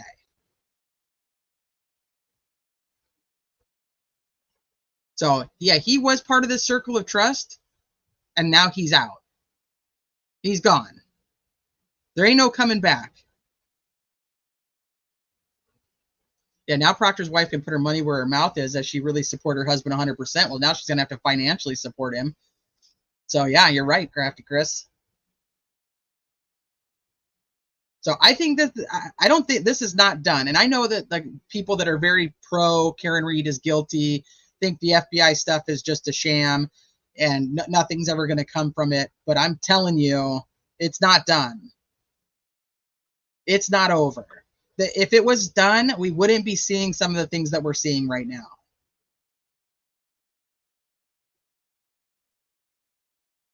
Now, what does that also mean for the fact of a retrial? What do you do with Proctor? Proctor is bad for the Commonwealth no matter which way you cut it. And I think that the last time they really tried to keep Proctor off the stand by using Buchanan to put all the evidence in and really not wanting anything to do with Proctor. And then they were like, well, fuck it. They're going to bring him anyway. We might as well, you know, get ahead of the game here and we'll start bringing him. We'll put him on the stand and we'll start with the questioning. The same thing. Like that was their entire case in chief for the Commonwealth, was to try to stay a step ahead with anything that the defense was going to do. It didn't work for them. Look, I mean, it's a hung jury. It didn't work. They did not get the conviction.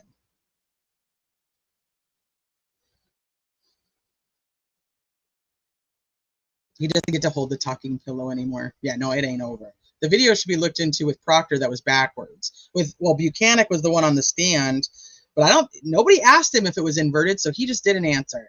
He just didn't answer it. So why did Lolly really just not know? Did he not care anymore? Why did he not bring up the fact that the fucking video was inverted? But that's also a loss for the defense because now they don't have that element going into the next trial. Because there's no way Lolly's going to make the same mistake twice. When are we going to hear more about the FBI investigation? I need all the details. But you're probably not going to hear anything about their investigation until you start seeing more terminations and people being arrested. I agree, T. I thought it would make it way worse, but Travis doesn't think so, and he does a ton of LEO cases, so now I'm kind of soft on it. The text messages, you mean? Is that what you're talking about, DB? If they terminate him over to the text, they don't need to look further into the mess. Well, but they are. That's my point. Is they're just telling us it's about the text because the public wants his head on a stake because of the mean things that he said about Karen Read. But that's not it. They're not going to go. They don't go terminating a trooper because he said someone should kill themselves to his wife or his sister. They just don't do it.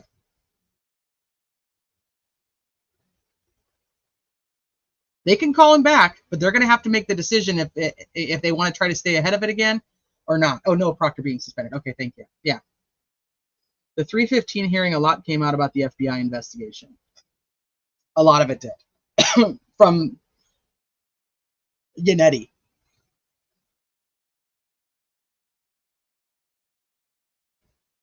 Good. I hope this time they can discuss that he is part of an internal affairs investigation.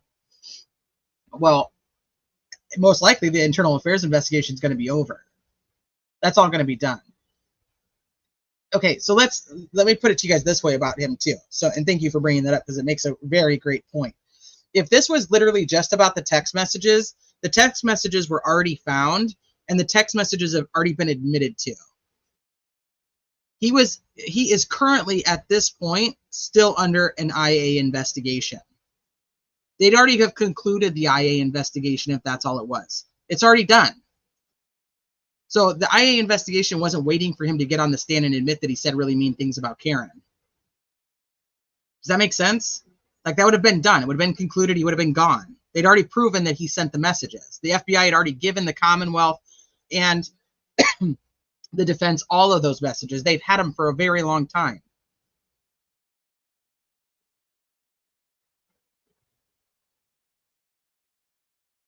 Hopefully somebody, does anybody remember the question I had for Miku's headphones? Oh, I think did we end up answering it? Did it have to do with the DUI, for Paul's DUI, and about it might have been about the bail money. It might have been about the bail money. I think they may have answered it for me though. Okay, before we wrap up, let me pull up my email because they did send me some of the information on, okay, this one I think this is the redacted version. They did say that Paul's social was on here, so.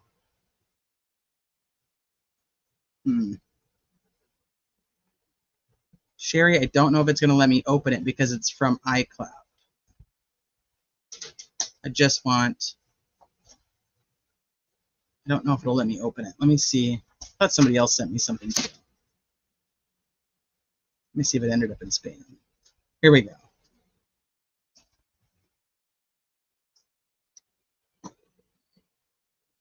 All right. Is this the one with the social on it, though? Was assigned to, okay, on 10/11/2020, officer, I don't know if his social's on it, so I don't know if I want to show it, but the one that Sherry sent where she redacted it, it won't load on my computer because it's from iCloud. Who was operating Massachusetts registration? Well, okay. So on 10/11/2020, Officer Andrew Setterquist was assigned to Uniform Patrol and fully marked Lakeville Unit 164 at approximately 16:36 hours. Dispatch advised 911 call was received reporting a two-motor vehicle accident on Bedford Street by Joe's Gas. Officer Norcross and I responded to the scene. Dun, dun, dun. On scene, I checked on the injured operator, later identified as Carl, who was operating Massachusetts registry. While Officer Norcross was administering care to Carl, he stated that the fucker turned right in front of me. Let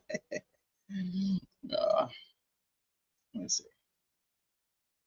Just resend it again. Okay, let me see. Okay, the fucker turned right in front of me.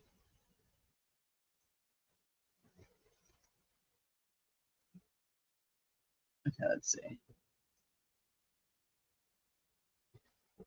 It doesn't like that iCloud.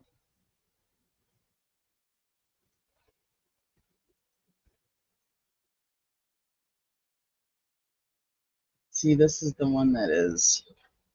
Hold on.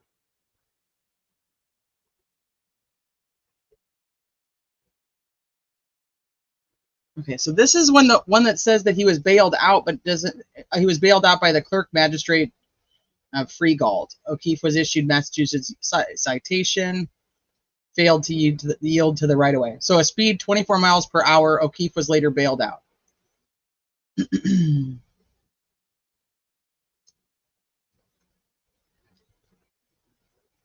I think this might be backwards. Is this the one with the social on it, though? I'm going to have to probably just look through it. It says redacted. Okay, let me go back. Redacted 4. Got you. Got you. Thank you. All right, this one should be good.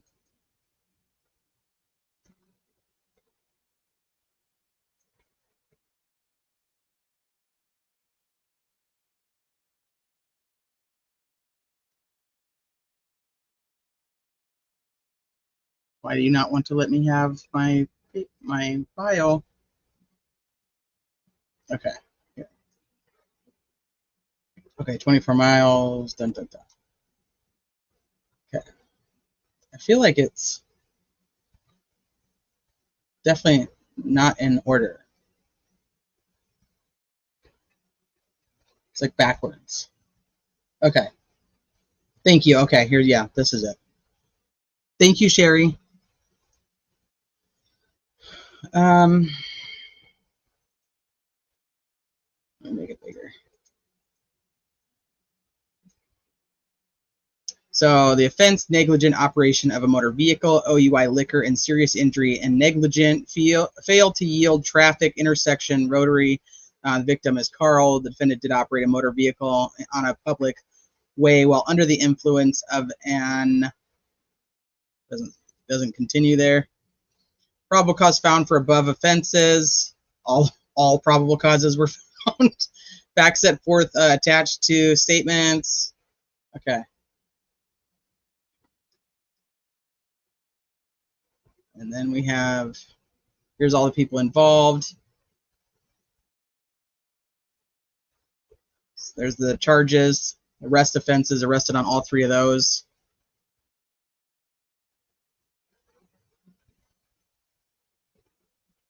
Happened in Lakeville, Mass. On 10/11/2020.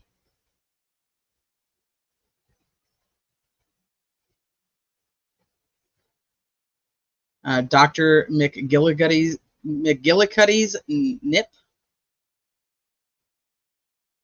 An empty Dr. I can't even say that word now.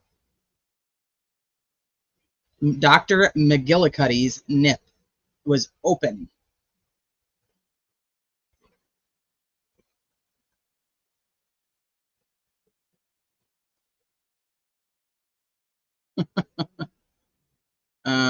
It's Bridgewater. Let's see, that's the cars. Who the fuck is Carl's the victim? Carl was the one that he cut off and Carl got hurt. Okay, so here's the one that I was just reading from. So Carl was operating Massachusetts, and we already read this. Okay, so it appeared to be excruciating pain and complained of neck pain and loss of feeling in his extremities. His vehicle had heavy front end damage and came to rest after striking the mobile gas sign. While Officer Norcross administered care to Carl, I asked who was operating the second vehicle. A Paul O'Keefe raised his hand and stated in a slurred, confused manner, I was. O'Keefe was operating Massachusetts car, which was facing westbound on the southbound land of travel. His vehicle sustained heavy front passenger side damage, appearing to be totaled. I asked O'Keefe to detail what happened to me, which he stated I was driving this way, pointing northbound, and turned into here, Joe's gas station, and he just hit me. I asked O'Keefe if he was injured and needed medical attention. He stated, no, I'm fine, I didn't get hurt. With Sergeant Pacheco, Officer Tahi, and Captain Joyce now on scene, I returned to my cruiser to report the vehicles to dispatch. At this time, Lakeville Fire arrived on scene and provided high-level care for Carl. I returned to O'Keefe and asked him to detail the events. As O'Keefe was speaking, I detected a moderate odor of an alcoholic beverage coming from his person. I was unable to detect this at first due to my face mask covering my mouth and nose. When I returned, my mask had slid down my face, exposing my nose. Well, look at that. Now we got cops that can't even detect DUIs because of freaking mask mandates in 2020. While speaking with O'Keefe, I observed that he was wavering from side to side, appearing to have difficulty maintaining his balance. I also observed his eyes to be bloodshot and glassy. When O'Keefe would blink, he would open and close his eyes slowly and delayed. I asked O'Keefe where he was coming from, which he stated in a slurred tongue manner. I came from LeBaron County Club after golfing. As O'Keefe spoke, I identified the odor of alcoholic beverage coming from his mouth. The LeBaron Hill Country Club is a gold club that has a bar and serves alcohol. I asked him if he had any alcoholic beverages while he was golfing, to which he stared at me blankly for a few moments before stating, yeah, I had 3. I gotta get a drink. Oh, give me a second. Hi, Salty.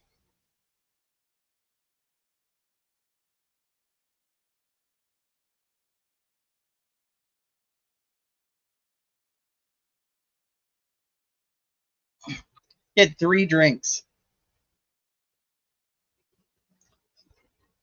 I asked him what kind of alcoholic beverage did he have, to which he stated in a slow, confused manner that he had beer.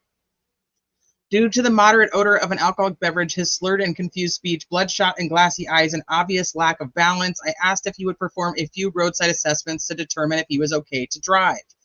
O'Keefe stated, yeah, sure, in a slurred manner. I requested O'Keefe to walk over to the side parking lot away from any debris. I had pointed to an area that flat and clear of cracks and debris. O'Keefe appeared confused and did not move. I asked him again, to which he looked at me confused with a blank stare. O'Keefe then appeared surprised without speaking and started to walk over to the area. As O'Keefe was walking, he appeared to have difficulty maintaining his balance. O'Keefe also appeared to correct his imbalance by widening his stance and taking smaller steps. As Okeefe walked, he would waver from side to side slightly and would roll his feet to catch himself from tripping. As he got to the area, I asked if he had any new injuries once more, or if he had any past injuries that would prevent him from conducting any balance testing. Okeefe raised his shoulders and arms, stating, "No, I'm not hurt. I'm just fine." I asked again if he had any past injuries or injuries, to which he stated, "Nope." I asked if he wore contacts or glasses, which he stated, "Nope." I advised him that I would now begin instruction for the first assessment.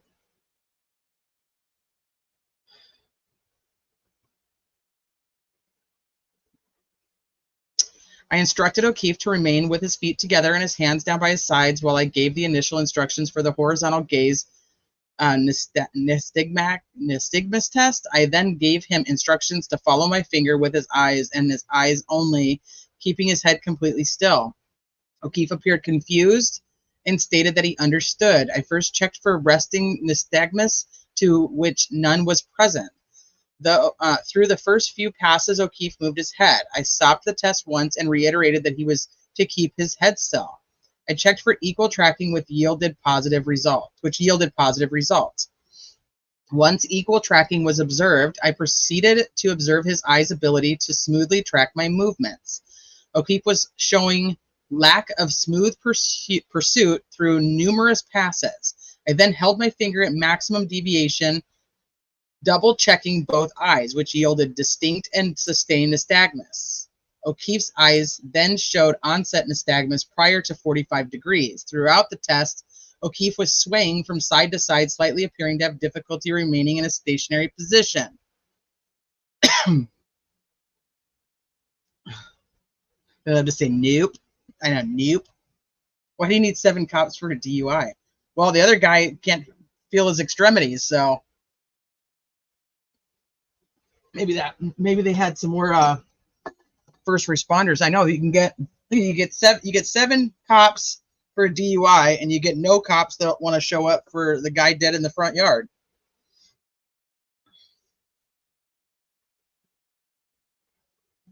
Look at Nunya.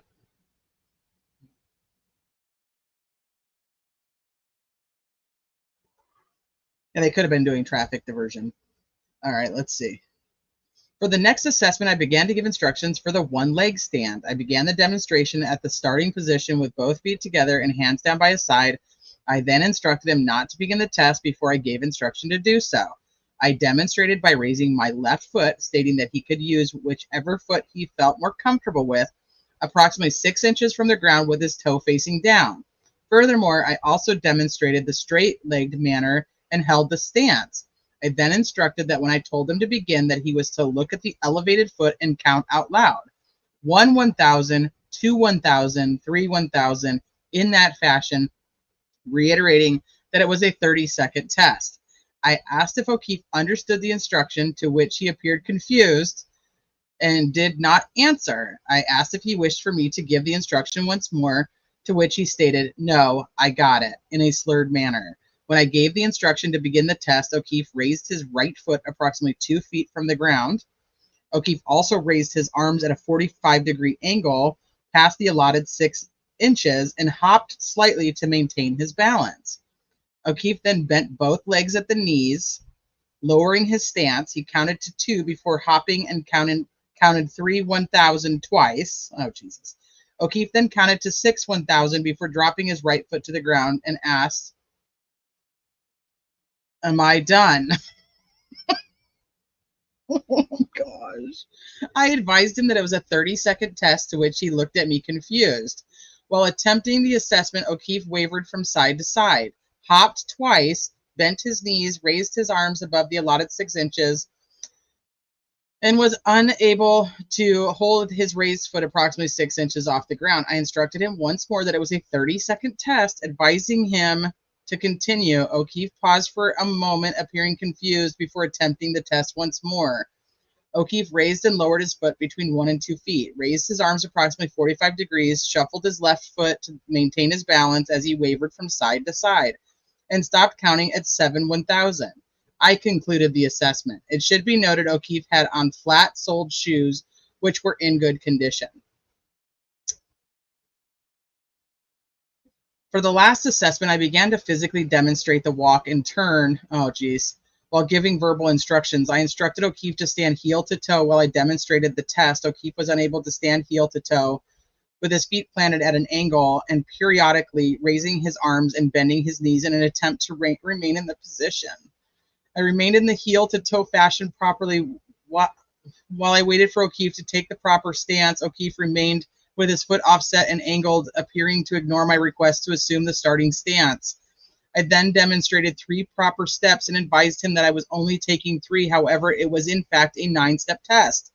I then demonstrated the proper turn, making small, short, choppy steps, and took another 3 steps. I reiterated that it was a 9 steps forward, a series of small, short, choppy steps for the proper turn, and 9 steps back, counting out loud with his hands pressed against his sides.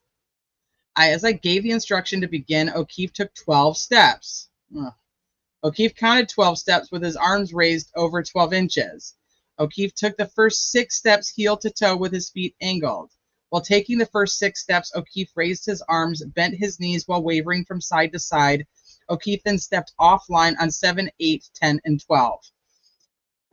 Okeefe stopped the test after casually turning around. I advised him that it was 9 steps back, to which he stepped back onto the yellow line and took a series of 10 steps. Okeefe missed heel to toe, wavered from side to side, and stepped offline multiple times. I approached Okeefe and advised him that he was under arrest. Okeefe was secured into properly fit double-locked handcuffs that were finger-checked for tightness. I secured Okeefe into the rear of my cruiser, where he awaited transport to the station for booking.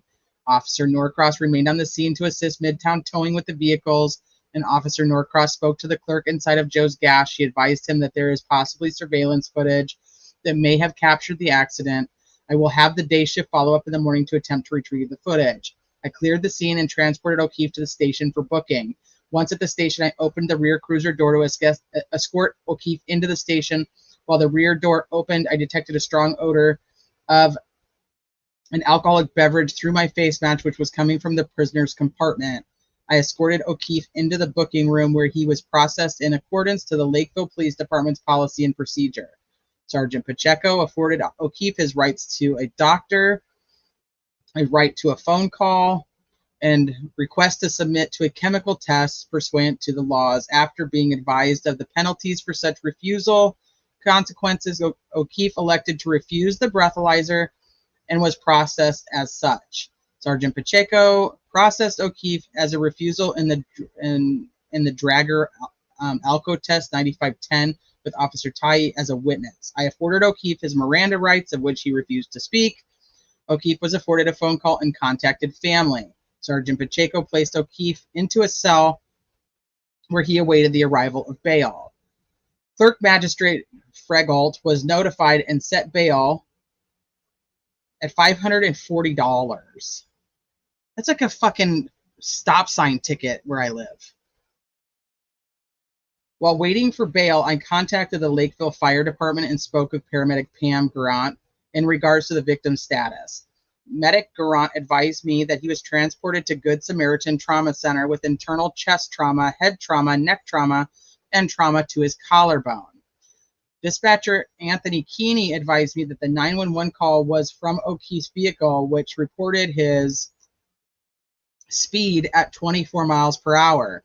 Okeefe was later bailed out. Okeefe was issued the Massachusetts and his property bag and charged with the following.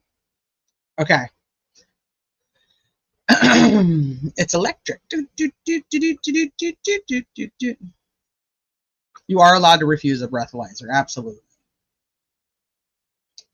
Well, Karen never. We don't know that for sure, Francis. If you forget to move your car on the street sweeping day, it's $200. Yeah, but you can go ahead and like drive drunk, and you only had to pay $540 for your bail. That's crazy. Okay, so the same question still stands.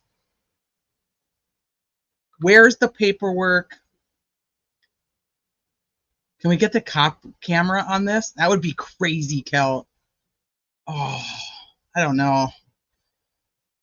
He can't walk and count at the same time. That's true too, Nanya. I don't know. If you could, I'm surprised that there's certain people who hadn't already gotten it. But I'm still, where's the paperwork, the bail paperwork then that shows that Karen Reed is the one who bailed him out? That's what does anybody know that? Yeah, he was going 24 miles per hour, Chelsea. I did see the picture. I don't have it, but they both looked really bad. I don't think I saved it though.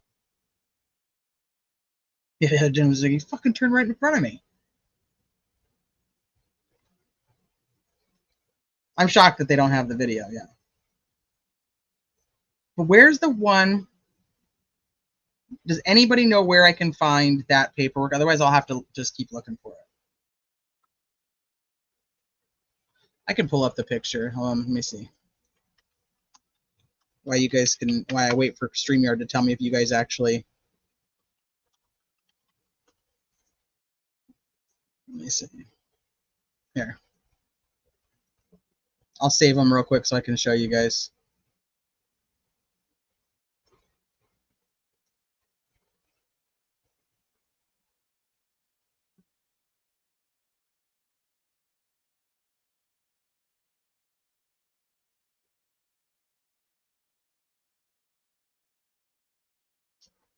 Where did it go?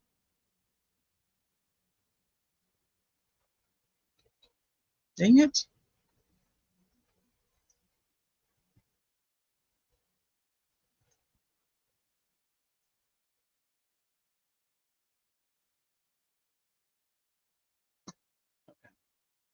Here's the pictures from the crash.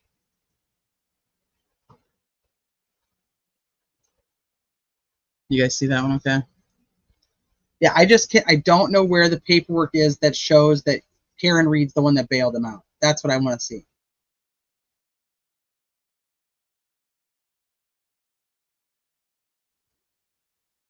So,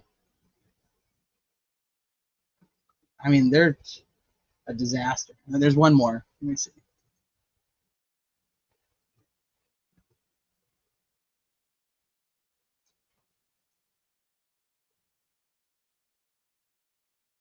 This is the other guy's car.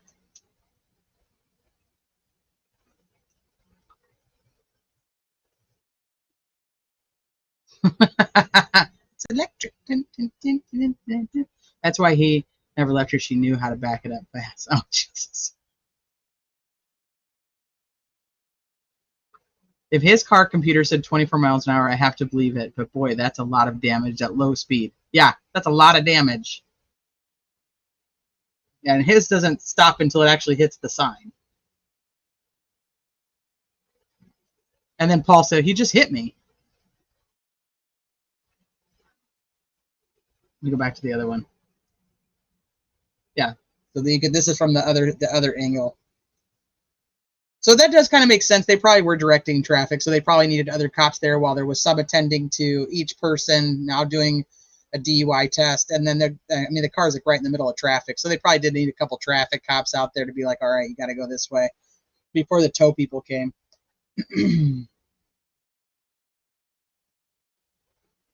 How fast was the other guy going? It doesn't say that one.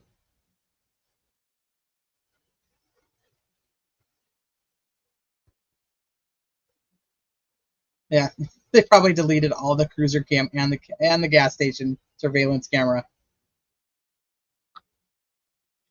You heard Lucky towed him. Are you just saying that? Or did he really? Lucky's not the tow truck guy. He's a plow. Does he also do tow?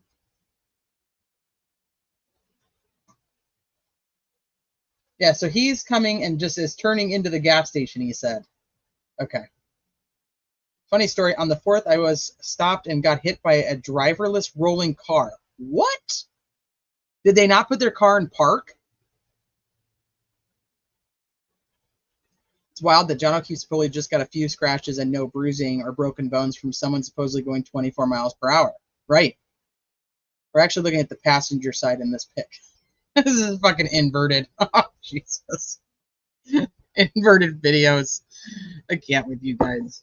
So, I don't know. So, if anybody can tell me where to find the actual documentation that shows that Karen Reed bailed him out, I would like to see that. Is that somewhere? Does anybody know? If you end up finding it and you're watching this on replay, or even if you're watching now and you find it later, my email is criminality187@gmail. No, she didn't. Did she really? Let me go over and look. Why wouldn't she come in here and report that? Somebody send out the goose signal.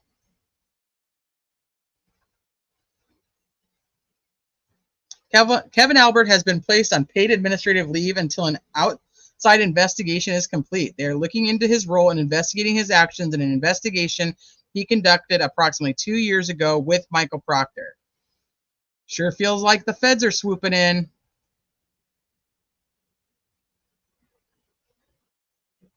Yeah, she did. She literally just reported it. Sleuthy, get your ass off Twitter and get over here and tell us what the hell's going on.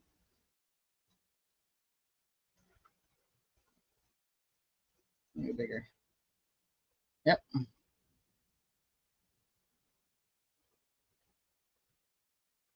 I gotta make one. I definitely have to make one. Feds are cracking the whip. So this would have to be when Kevin Albert's messaging him about, like, where's my, dude, I have my gun? Or do you have my badge? We're all fucking drunk and I don't even know where anything is. Let me see if I can find an article on it. Kevin Albert suspended. No, let's go. She worded it with administrative leave. She may have actually sent me something. I should probably look.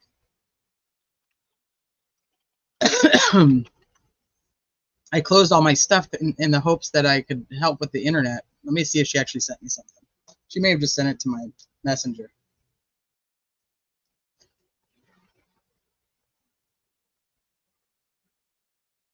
Nope, she didn't. I had high hopes. I had high hopes. Okay, let's see. Article says that Proctor's been put on administrative leave. Kevin Albert's lawyer described him. Nope, that's old. Nope, that's all old. So I don't know. She's got it from somebody though.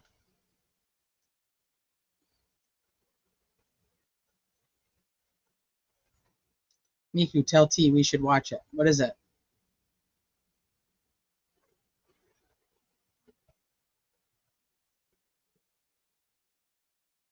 I think I'm trying to find Miku's headphones. Comment.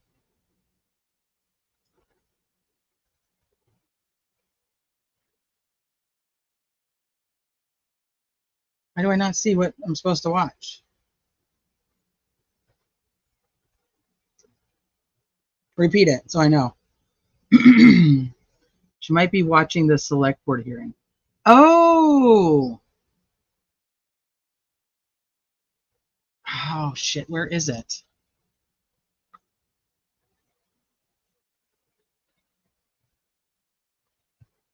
Yeah, but it's on the Canton page. Let me see. I can't, my brain is like starting to malfunction from being on here for so long. So let me see if I can find it.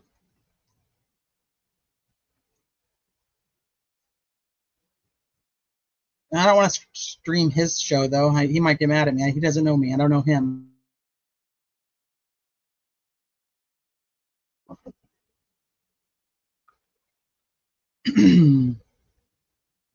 They announced it at the select board meeting. All right, hold on. Well, does anybody know the young jerks? Like, are they going to get pissed if I just pull up theirs real quick? Because that's obviously way easier, but I don't want them to get mad at me. Sale on Saturday, August 24th, 2024, from 1 p.m. to 4 p.m. And then the rain date will be tremendous harassment, stress, and anxiety that my family, extended family, and I have been subjected to over the past 16 months. My interactions contract, and many of us were opposed to that. And I just want to share some of the reasons why. All right, hold on. I'm going to back it up. I'm not sure if it was due to an attempt to include other. If somebody has the link and they just want to send it, I don't know. I don't want him to get. Committee. I'm not sure. But either way, we continue to see that certain He can, yeah, select he board can totally members restream continue me. to ignore the spirit of the current guidelines, notably swearing at and threatening to assault an individual Very on hard the to hear. sidewalk right in Canton Center. I stand here today to renew my request for the This select isn't board to TV. take This is the action Young on this Jerks. matter. You Turtle represent Boy the won't care if I town restream and all him. the citizens, not just the ones I who did. voted That's why for we're you. here, Sleuthy. Because you And went yes, to as Twitter public before you told officials, you are us, held to a higher standard. your favorite people. This continued behavior reflects poorly on the town and has the potential to expose the town to liability. Can't hear it though. To be clear, this is not about the Reed case or any other matter. It is about leadership and leading by example. It is disingenuous to sit there and object to lack of civility. Of Boston, specifically working on Mass Ave, known as Massencast, where individuals facing severe drug addiction and dual diagnosis mental health disorders reside on the You won't streets. care? Okay. The ongoing harassment from Canton, including unjust fines, unwarranted visits from a sexual predator, Canton cop, Eric Wade, and personal property issues, welfare. It is crucial to recognize that cruiser shitface in the Canton police officer, Kevin Albert, lost control of his badge and his gun. Were they ever recovered? Was there any disciplinary action taken?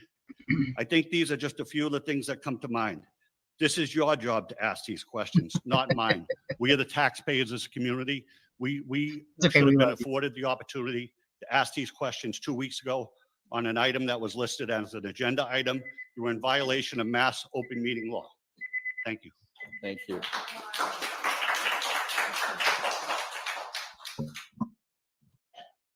Ms. O'Donnell?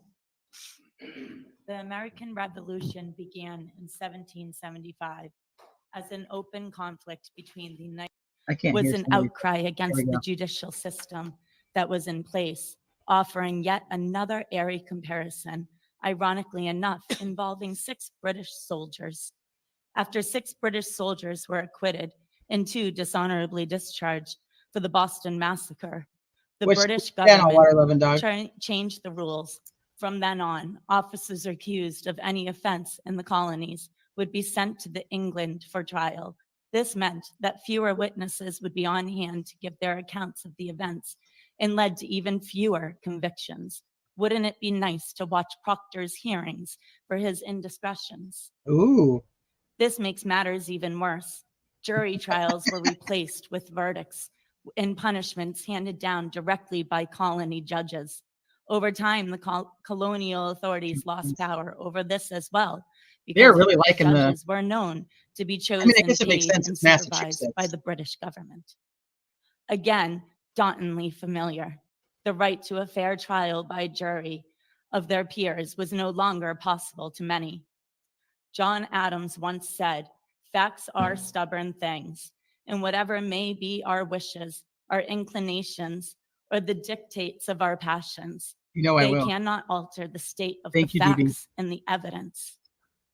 What frightens me most is even after watching the same trial for 10 weeks, so many still blindly trust and follow the corrupt and avoid the facts and evidence that would have convicted Karen Reed. There is lack of it. To bring justice for John O'Keefe, rather, they chose to keep supporting those who have factually been proven to be corrupt and dirty. Thank you, Ms. O'Donnell. To those Ms. O'Donnell, that's it. who find our Ms. fight O'Donnell, for truth, I'm gonna ask you to justice, settle down. and our American rights I'm gonna ask you to leave, Ms. so O'Donnell. unacceptable to tonight. I Officer. quote Captain John Paul Officer. Jones, 1779. I have not begun to fight. Thank you, Ms. O'Donnell. Oh, look at her staring at him.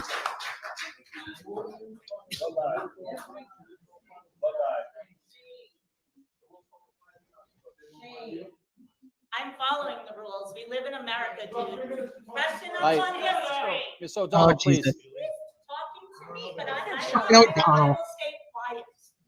No need to leave. Exercising my First Amendment. Ms. O'Donnell. Somebody tell me Okay, to I'm going to settle down like speak. that. I'm going to speak now. Ms. O'Donnell, you're being Oh, fucking disruptive to Rita's the up. meeting. Hey, Rita. I'm asking you to leave. Thank you. I'm asking you to leave. Thank you. I have nothing to leave for. I haven't broken any law. Oh my gosh. Okay. I'm answering you. I said I would stand here quietly. I will stand here quietly. She only went over a few minutes, a minute. Not even. Okay, I'm gonna, I, come on, will you, we're in crisis. For crying out loud. I know it's my imagination. I know it's my imagination. All right, folks, Jesus. folks, please be respectful. Miss Lombardi, this is it. Yes, yes, thank you. Okay, listen, Rita Lombardi, and I can't believe I'm standing here about to say what I'm going to say. My ancestry goes back in this town to the very early 1900s, and I've always had respect for the Canton Police and the Fire Department because my ancestors served on them proudly, and I always admired them. And I'm shocked that I'm having this discussion right now. But anyways, the issues that we've had in town relate to safety and trust issues. And last week or whatever, you approved the police chief's contract, and many of us were opposed to that. And I just want to share some of the reasons why we have trust issues. Yes, Jessica. In 2018, the Canton Police Department responded to a car accident on Pleasant Street near Meadows, but did not locate the driver. An hour or so later, a passerby located the body of Craig Casey. This last year, when questioned by a concerned citizen, Chief Rafferty's response was, it wouldn't have made a difference to his survival. Instead of owning this failure, that was her explanation. In 2021, the Canton Police Department ruled Sandra Birchmore's death a suicide. It was recently confirmed that Sandra was in fact murdered, something many citizens already knew. Yet there has been zero acknowledgement of this policing failure by Chief Rafferty or an apology to Sandra's family that I am aware of. In 2022, the Canton Police Department responded to the scene of Officer John O'Keefe's murder. The mishandling of the crime scene, the investigation, and the evidence collection was gross incompetence at best and will be taught in criminal law classes for decades to come on how not to handle a murder crime scene. Instead of Chief Rafferty addressing these performance issues with appropriate corrective action, many, if not all involved, have been promoted. In any organization, rewarding poor performance not only damages employee morale, it increases employee turnover, both of which are extremely costly. Canton PD. So I know it's has definitely a an mic issue because Rita 18% doesn't have any turnover issue with in the being past loud. 2 years. Oftentimes, it is your best employees who seek employment elsewhere, not the performance problem. If unchecked, your organization will continue on a downward spiral. In the John O'Keefe murder trial, we learned that it was Chief Rafferty who turned over the Sally Port surveillance video to the Mass State Police. We also learned that in addition to 42 minutes missing from this footage and people disappearing from the screen, and the footage was inverted, something no one has ever heard of in their life. 6 weeks it took her to report the February accident, which almost cost the man his life. And now we're being sued for that. And we're going to get sued for all these other cases as well. Policies and procedures are great, but there's no consequences when they're not followed. Just rhetoric that we'll do better next time. That just doesn't cut it. The Canton Police Department and this town is facing countless and costly lawsuits as a result of their actions. We do not feel safe. And that is why. Okay, I'm not speaking for you because you're part of the selected few. I'm talking about me, common folks. I'm talking about me, the random citizen. That's who I'm talking about. Thank you, Ms. Anyone Lombardi. who's related to the McGalberts, you're safe, but not us. Thank So you, stop Ms. it. Lombardi. Who's she talking to? Sorry, thank you. Running over here. She's getting yelled at and yelling. And you stand right here. Miss O'Donnell. Miss O'Donnell. Miss O'Donnell's still in there? You said you were going to be quiet. You got disruptive. It is time for you to leave. Miss O'Donnell, it is time for you to leave. Keep your hands off me. Oh shit. Who is this guy right here? Check, look at his face. All right, can we just start our meeting? What do we do with her? What do we do with her? I feel threatened, she said. Miss O'Donnell. You ran over here while I was speaking out of turn. She just sat there screaming at the crowd, and the crowd screaming back at her, and stay here. No, I'm not. It is inappropriate. No, it's inappropriate. Uphold the law the way it's intended to be upheld.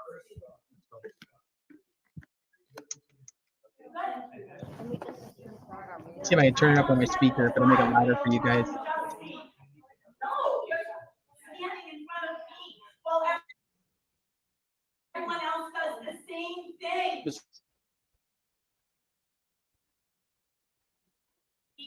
so Donald, you're meeting. It's time for you to go. I'm right, though. I may be disrupting the meeting, but I'm right. That's my fucking right. Thank you, Miss O'Donnell. Thank you. Oh, shit. Fucking Americans, people. Remember it. Damn it. No. Thank you, Miss O'Neill.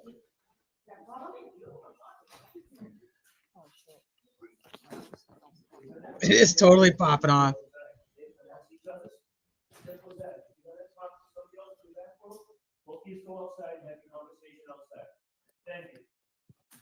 Thank you, officer.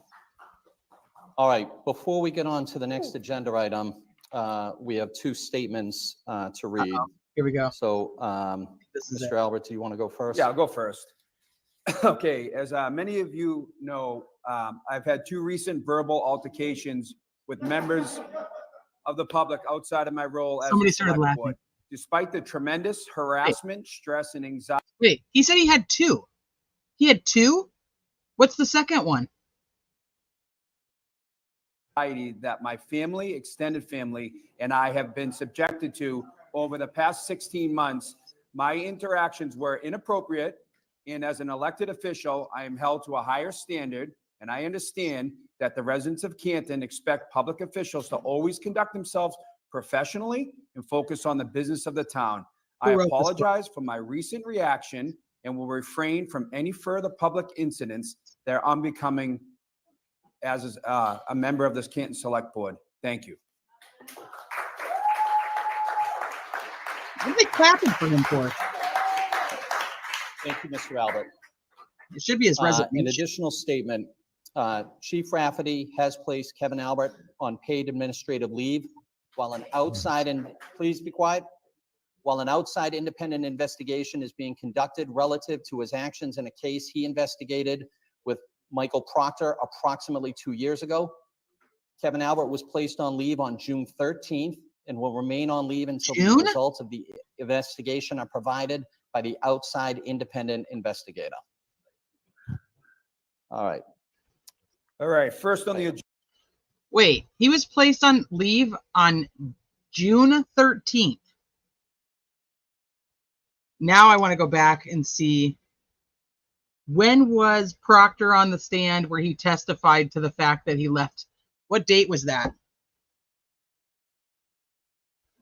Does anybody know the date of that one? When Proctor was on the stand?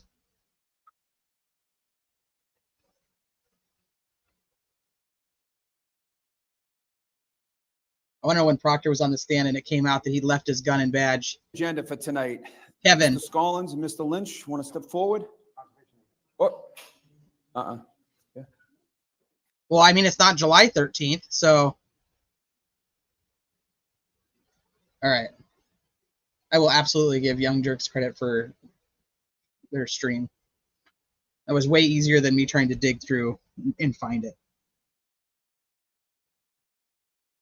So June 13th.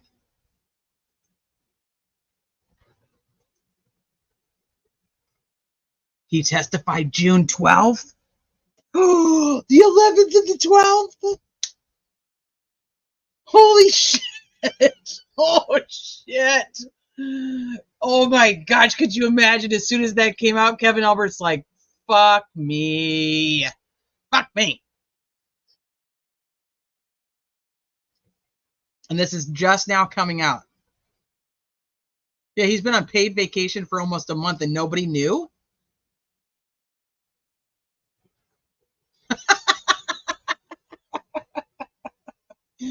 They were like, all right, that's not going to work. You literally admitted to being drunk in a state-issued vehicle. Only for now, that's the first step, Law Junkie. That's the first step. Well, and it seems like they were trying to keep it under wraps. But now it's out. The owner of the pizza place is Chris Albert, the one that's sitting over here that just gave his apology. But he said two. He said two occasions that he had. Let me go back. Of the public outside of my role as a select board. What's the second one? Thank you, officer. All right, Did he- before we get on to the next agenda item, we have two statements to read. So, Is Mr. it my Albert, do you wanna internet? go first? Yeah, I'll go first. Okay, as many of you know, I've had two recent verbal altercations with. Yeah, two recent verbal altercations. I know of obviously the one with Turtle Boy. Okay, now hold on. I'm going to answer a question that's totally separate from my question. 2 years ago, so when Proctor was testifying, it was actually a cold case that Proctor worked with Kevin Albert, the Canton PD. It was a few months after John had passed away. So that would make it about 2 years ago. So it has to be the same incident. That's the one they worked on together. And then he's placed on leave on the 13th, and Proctor testified the 11th and the 12th.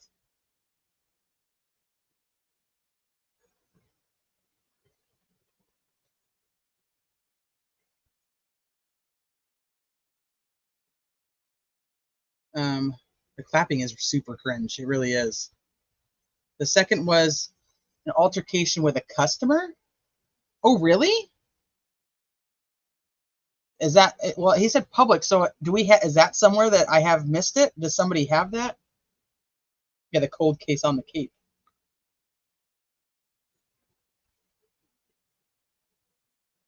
He also had a run-in with Hair Girl. I don't know who that is.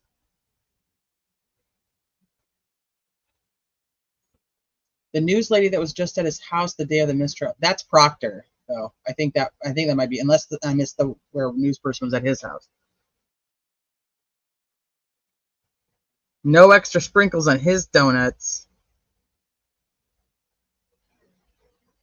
I don't know. I don't know whose cold case they were looking into. Oh, okay. Never mind. I corrected myself. I do that a lot. I don't know who this girl, I don't know who Hair Girl is. Somebody found a.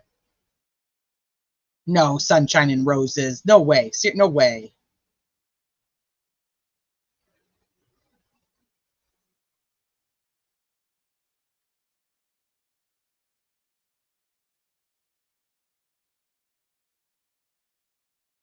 It has to be that one, because that's the one that was just a couple months after.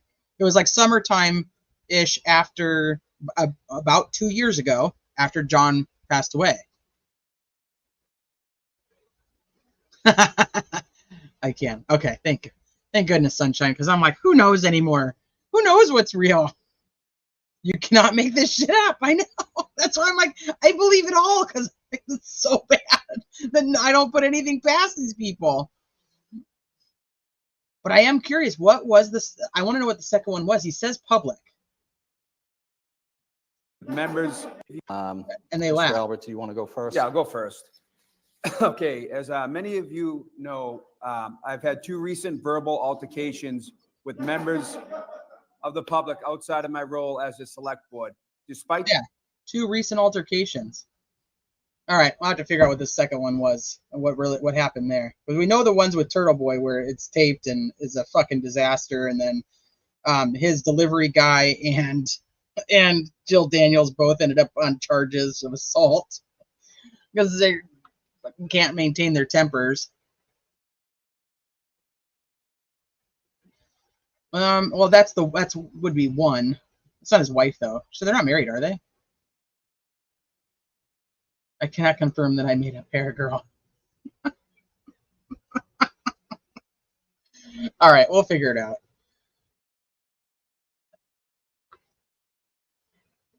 I'll stick with mediocre chicken parm jokes. We all know that one's real. That's true. Yeah, I totally buy that one. Yeah, they're not married. Okay. All right, yeah, I don't know what the other one is talking about. Probably when he called that lady a whore or whatever.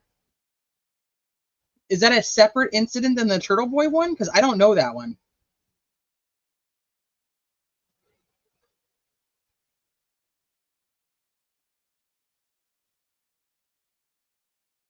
Chris has no hair. None. I don't think any of them have hair. That's okay. I knew which one you meant. It was. Oh, is that recorded somewhere, Sleuthy, or no? Like, was that on tape, or has that just been talked about? How many Alberts are there? A lot. There's a shit ton of Alberts. There's really only, well, 4 kind of. 3 technically kind of play a role. The 4th one gets brought up. Chris Albert and Brian Albert are your main 2.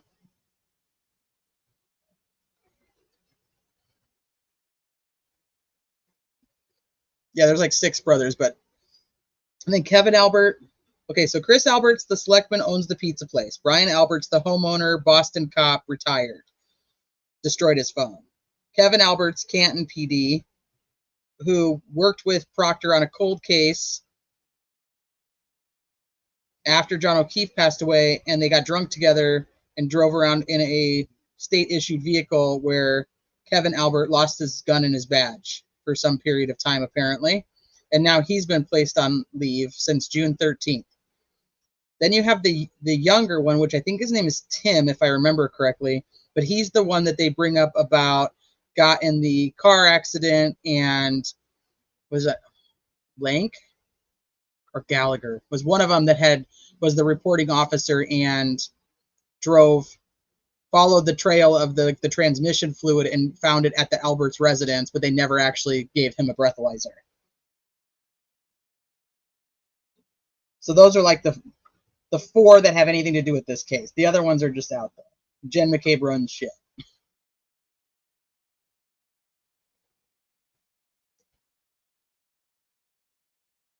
Oh, your husband does make some good chicken parm.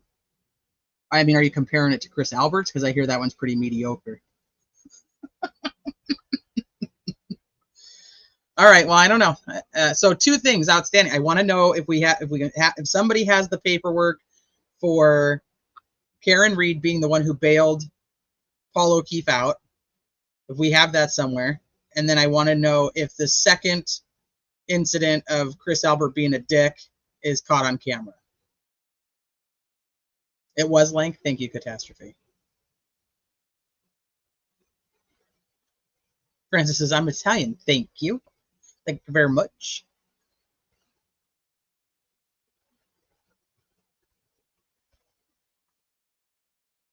All right, just catching up on comments. Brian, Christopher, Kevin, Brendan, Timothy. Yeah, and then I think they have 1 sister, Water Loving Dog, if I remember right.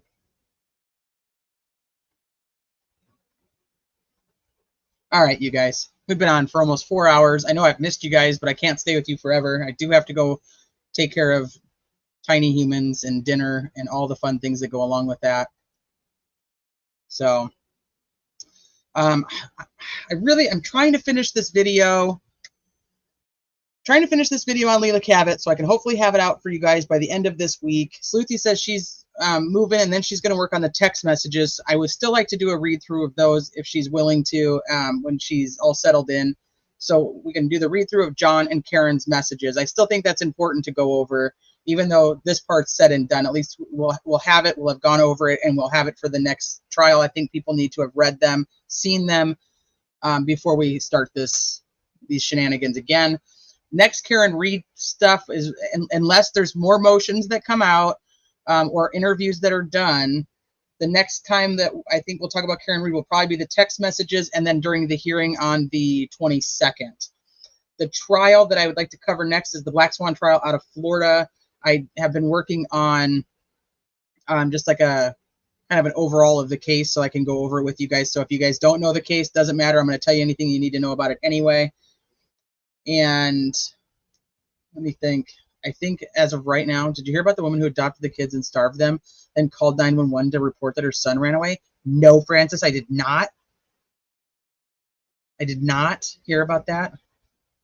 Oh, C-Dub, thank you. You're like one of my very first wrenches on my channel. So I think that covers everything. I think it gets us back up to date where we needed to be.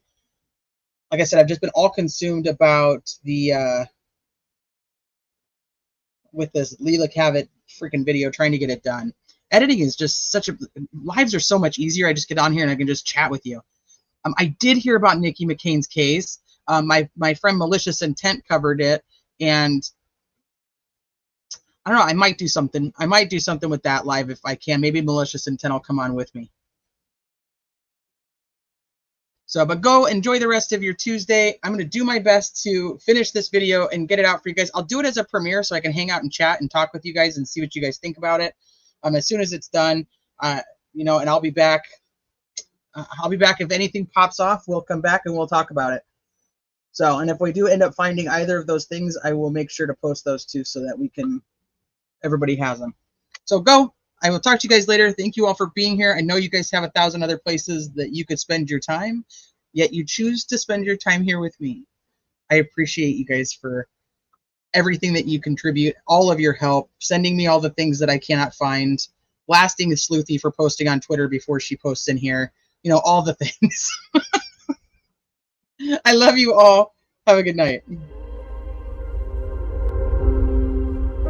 Do you dare to follow me down? Head into the unknown.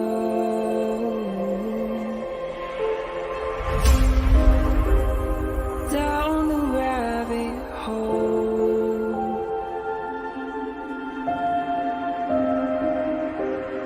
Where it stops, no one knows. We're going